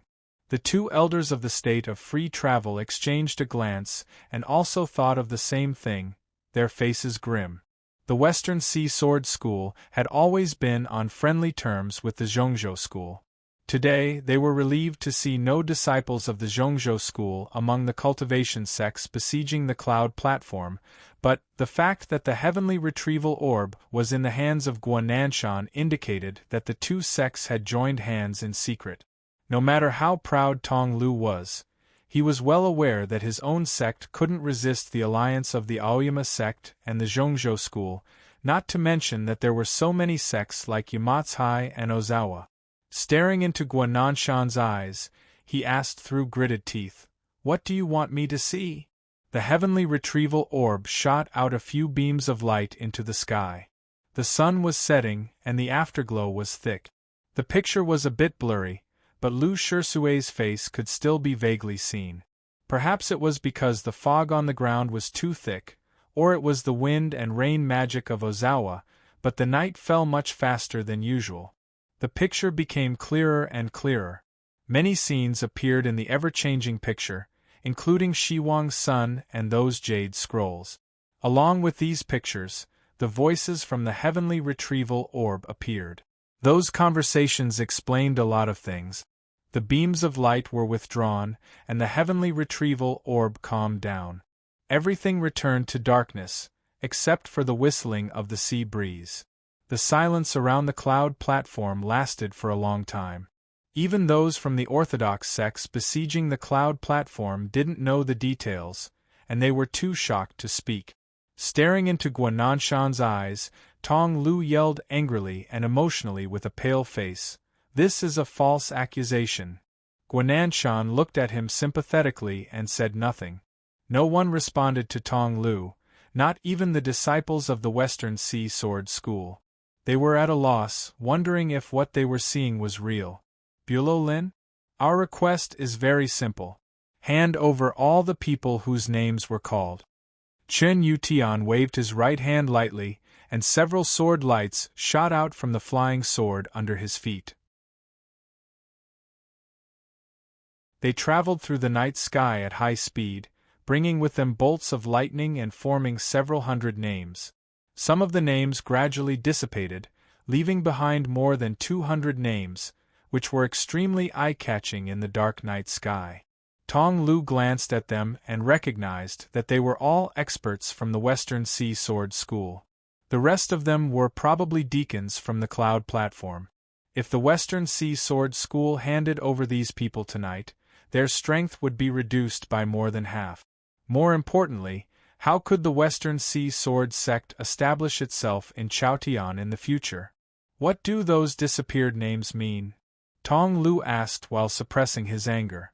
Chen Yutian said, "Those people are the spies and devil men of the deviant sects planted by Bulo Lin in the imperial court and various cultivation sections. They are not here, so they are not part of our discussion." Tong Lu said loudly while staring at him, "It's preposterous to expect us to believe what you said based on these scenes and sounds." Chen Yutian had no intention of discussing it with him, saying, "Hand them over right now. Otherwise they would fight." Chen Yutian had been the peak master of Bihu for less than 10 years, and this was the first time he represented Aoyama in such a significant event. Normally, he should be a bit nervous. Yet, he was calm and confident, as if he wouldn't be afraid even if the godly swordsman of West Ocean showed up. It's always easy to find a reason to frame someone. Moreover, this is all Lu Shirsui's one-sided statement. Tong Lu suddenly thought of this and said sharply, "We all know that he killed Lo Huainan. How can we believe what he said? This must be a scheme of Bulo Lin." This inference was not entirely unreasonable. The expressions on the faces of the cultivation practitioners surrounding the cloud platform changed slightly. It was then that a hole suddenly appeared in the night sky, and a person fell down from the dark cloud. That person wore a bright yellow cloth and had an extraordinary bearing. He was Shiwang Sunday. Tong Lu was startled, yelling, "Senior Master?" Not many disciples of the Western Sea Sword School knew Shiwang Sun, so they bowed to him in tandem upon hearing this. The disciples and caretakers on the cloud platform were delighted. All of a sudden, the crowd found something was wrong. There was blood on Shiwang Sun's body. He didn't come with his hands behind his back, but his arms were tied behind his back. Tong Lu was shocked, speechless. He looked behind Shiwang Sun and saw the rope with all his eyesight. That rope didn't have a tangible object, looking like a shadow. It was impossible to see it clearly in the dark night sky. There was an uproar. Both the disciples of the Western Sea Sword School and the disciples of various sects besieging the cloud platform. Shiwang Sun had always been mysterious, but everybody knew that his cultivation state was unfathomable. Yet, he was hung down from the sky. Who could do such a thing? Bu Qiuxiao's expression was calm. It was obvious that he had known this beforehand. He flew to the front of Shiwang Sun and said, "What's the point of killing more people? Those loyal subordinates don't know about it, but these young disciples of the Western Sea Sword School don't know about it. Do you want them to die with you?" The meaning of his words was clear. He hoped that Shiwang Sun would admit his crime to avoid the possible war. Shiwang Sun's bead curtain had been broken in half and was fluttering in the wind. It looked a bit weird, as if his eyes were about to be cut into pieces. His gaze swept over the cultivation practitioners around the cloud platform. He looked a bit tired, but his eyes were still deep. Finally, his gaze fell on Tong Lu and the other disciples of the Western Sea Sword School. "You're right. I've been in charge of Bulolin these years." Hearing this, there was another uproar. The disciples of the Western Sea Sword School were shocked, speechless, and the atmosphere became gloomy. Tong Lu's face was pale, and he couldn't believe what he had heard. The war hadn't even started, but their commander-in-chief had been captured and admitted his crime. How could they continue the war? Shiwang Sun suddenly laughed. Why did he laugh? He stopped laughing and asked indifferently while looking at the crowd, "But what's wrong with that?" The crowd thought that this man must have lost his mind because he was too traumatized. Otherwise, how could he say such a thing? Guananshan said with furrowed brows, "You didn't even admit your mistake after doing such an evil thing." "I really don't know what you are talking about," Shiwang Sun said. "What I'm trying to say is that there are many people like me in your sections." Guananshan said, "Rest assured. We won't let any of them go." Shiwang Sun looked at him and said sarcastically, "Are you sure that's all of them? They are just small fries. Do you dare to doubt your master?" Guananshan's expression changed slightly, and he said in a deep voice, "Don't try to mislead us with your fallacious words and sow discord." Shiwang Sun's meaning was clear. There were many important figures in each sect who had connections with Bulolin. Did you dare to capture all of them? Guananshan's meaning was also clear. Since they were important figures in each sect, how could they join Bulolin as an assassin? Shiwang Sun said indifferently, "Of course they won't be assassins. The problem is, for various reasons they have many people they want to kill, but it's not convenient for them to do it themselves. So they have to ask us to do it. Are you sure you want me to tell you their names now?" His line of sight moved across the faces of the sect masters and elders like a knife. Bu Qiuxiao noticed that 2 or 3 of the sect masters and elders had changed their expressions, so he knew that he couldn't let Shiwang Sun continue. He glanced at Chen Yutian. Chen Yutian understood what he meant. He activated his sword awareness, and there was a faint flash of lightning between his right fingers. He was ready to employ the sword style of 8 sides at any time to shock the opponent to death with thunder. Shi Huang's son suddenly turned his head and stared into his eyes, saying with a faint smile, "Maybe we should start with your Aoyama sect?" After a moment of silence, Chen Yutian put his right hand behind his back, wondering why his big brother sect master allowed this man to speak.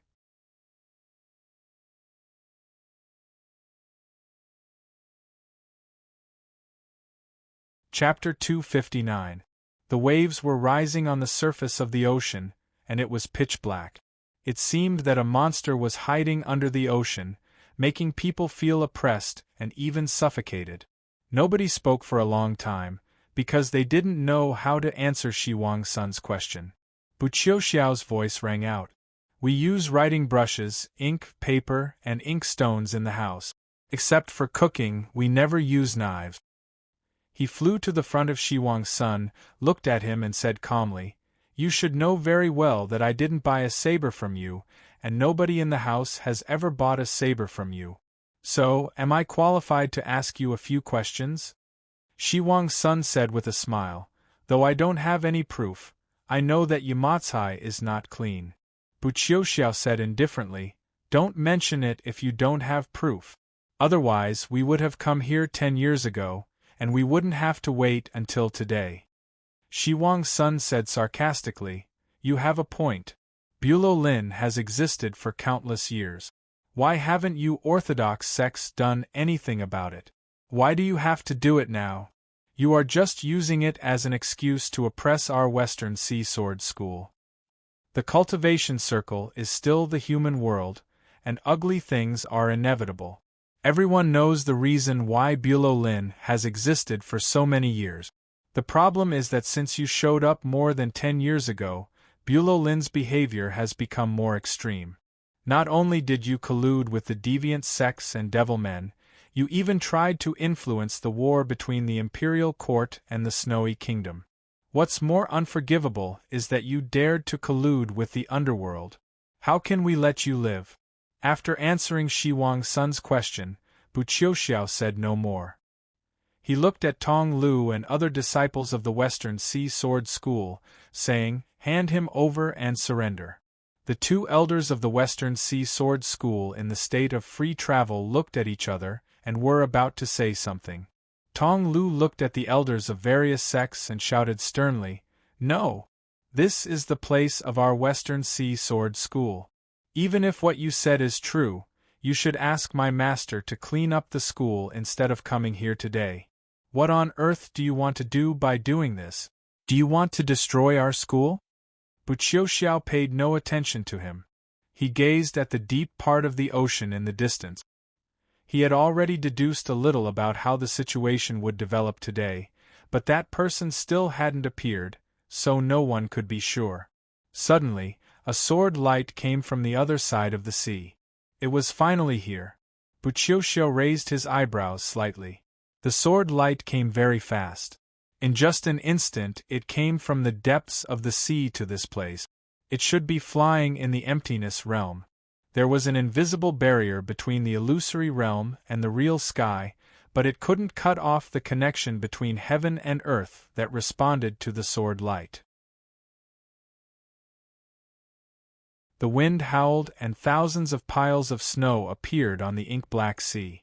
The salty sea breeze was like a real rain of arrows, creating countless cracks in space.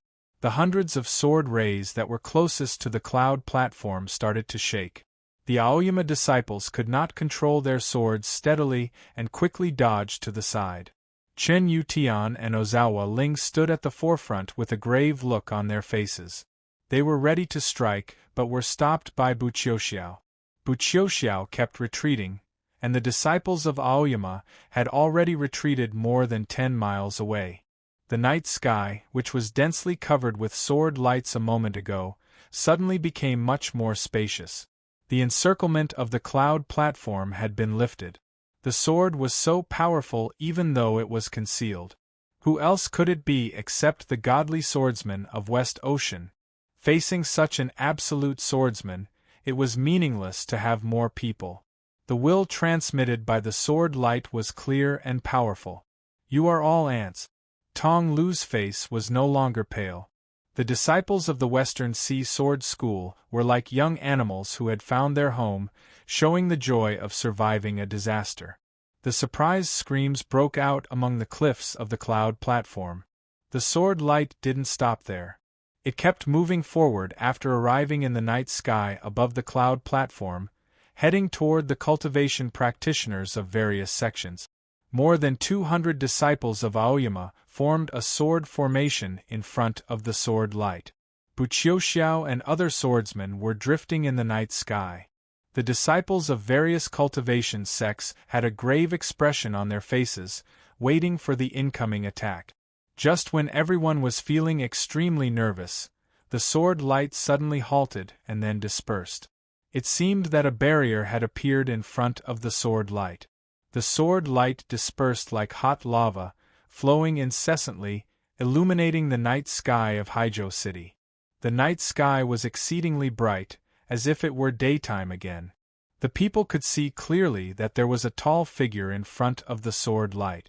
The figure reached out his right hand, and it seemed that he was holding a sword in his hand.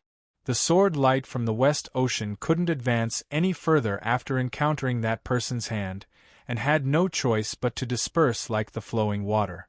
Who could block the sword wielded by the godly swordsman of West Ocean with only one hand and one sword? Countless gazes were fixed on the sky, stunned speechless. Logically speaking, this battle between peerless experts had occurred in the distant void realm. With the eyesight of most of the cultivators present, they should not have been able to see it. However, at this moment the sword light was too bright, and the figure was too clearly reflected. Was he the immortal sect master of Aoyama? The sword light returned to one person 100 miles away. It was none other than the godly swordsman of West Ocean. The two figures in the heavenly arrival state faced each other in the sky. More than 10 years ago, when the immortal Jingyang ascended from the Shinma peak of Aoyama, the godly swordsman of West Ocean came uninvited, and was forced to retreat 3,000 miles away by the inherited heaven sword of the sect master of Aoyama. It seemed that the cultivation state of the sect master of Aoyama was even higher than that of the godly swordsman of West Ocean, but everybody knew that it was not the case because it was Aoyama. That day was the first time that these two swordsmen of the south fought, and it was also the first time that the swordsmen of the heavenly arrival state in Chaotian had fought each other in the last few decades. Judging from the current situation, their cultivation states were similar, and it was hard to tell who was stronger. The sword sect of Aoyama is just SOSO. A deep voice burst out from the ocean 100 miles away. The voice was devoid of any emotion, appearing exceedingly cold. And the coldness came from its self-confidence. The immortal sect master of Aoyama didn't respond. Over 100 sword lights broke through the sky and surrounded the cloud platform again, ready to strike at any moment. This was the response of the sect master of Aoyama. Even though he was the godly swordsman of West Ocean and could rival the immortal sect master, how could the disciples of the Western Sea Sword School be a match for the disciples of Aoyama? 4 elders in the Broken Sea State, a dozen elders in the Free Travel State and Guananshan, and nearly 200 disciples in the Undefeated State. What a formidable force it was! Even without the help of other sects, the Aoyama sect could wipe out the cloud platform, not to mention how many more highly achieved swordsmen were hiding on the 9 peak. Just SOSO? It was more than enough. The two important figures confronted each other in the high night sky. Hundreds of sword lights confronted each other on the surface of the ocean. The inky ocean was surging, and the atmosphere was extremely tense. All of a sudden, the inky ocean water flowed more rapidly, creating more sprays, and then separated to the sides, exposing a black bulge like a mountain. As the ocean water flowed down, the scene became clearer. It was a skin with a black luster. A huge creature was hiding in the ocean water. You're tuning in to the Phoenix Nights YouTube channel. Don't forget to subscribe and join us on this journey to catch the most captivating stories.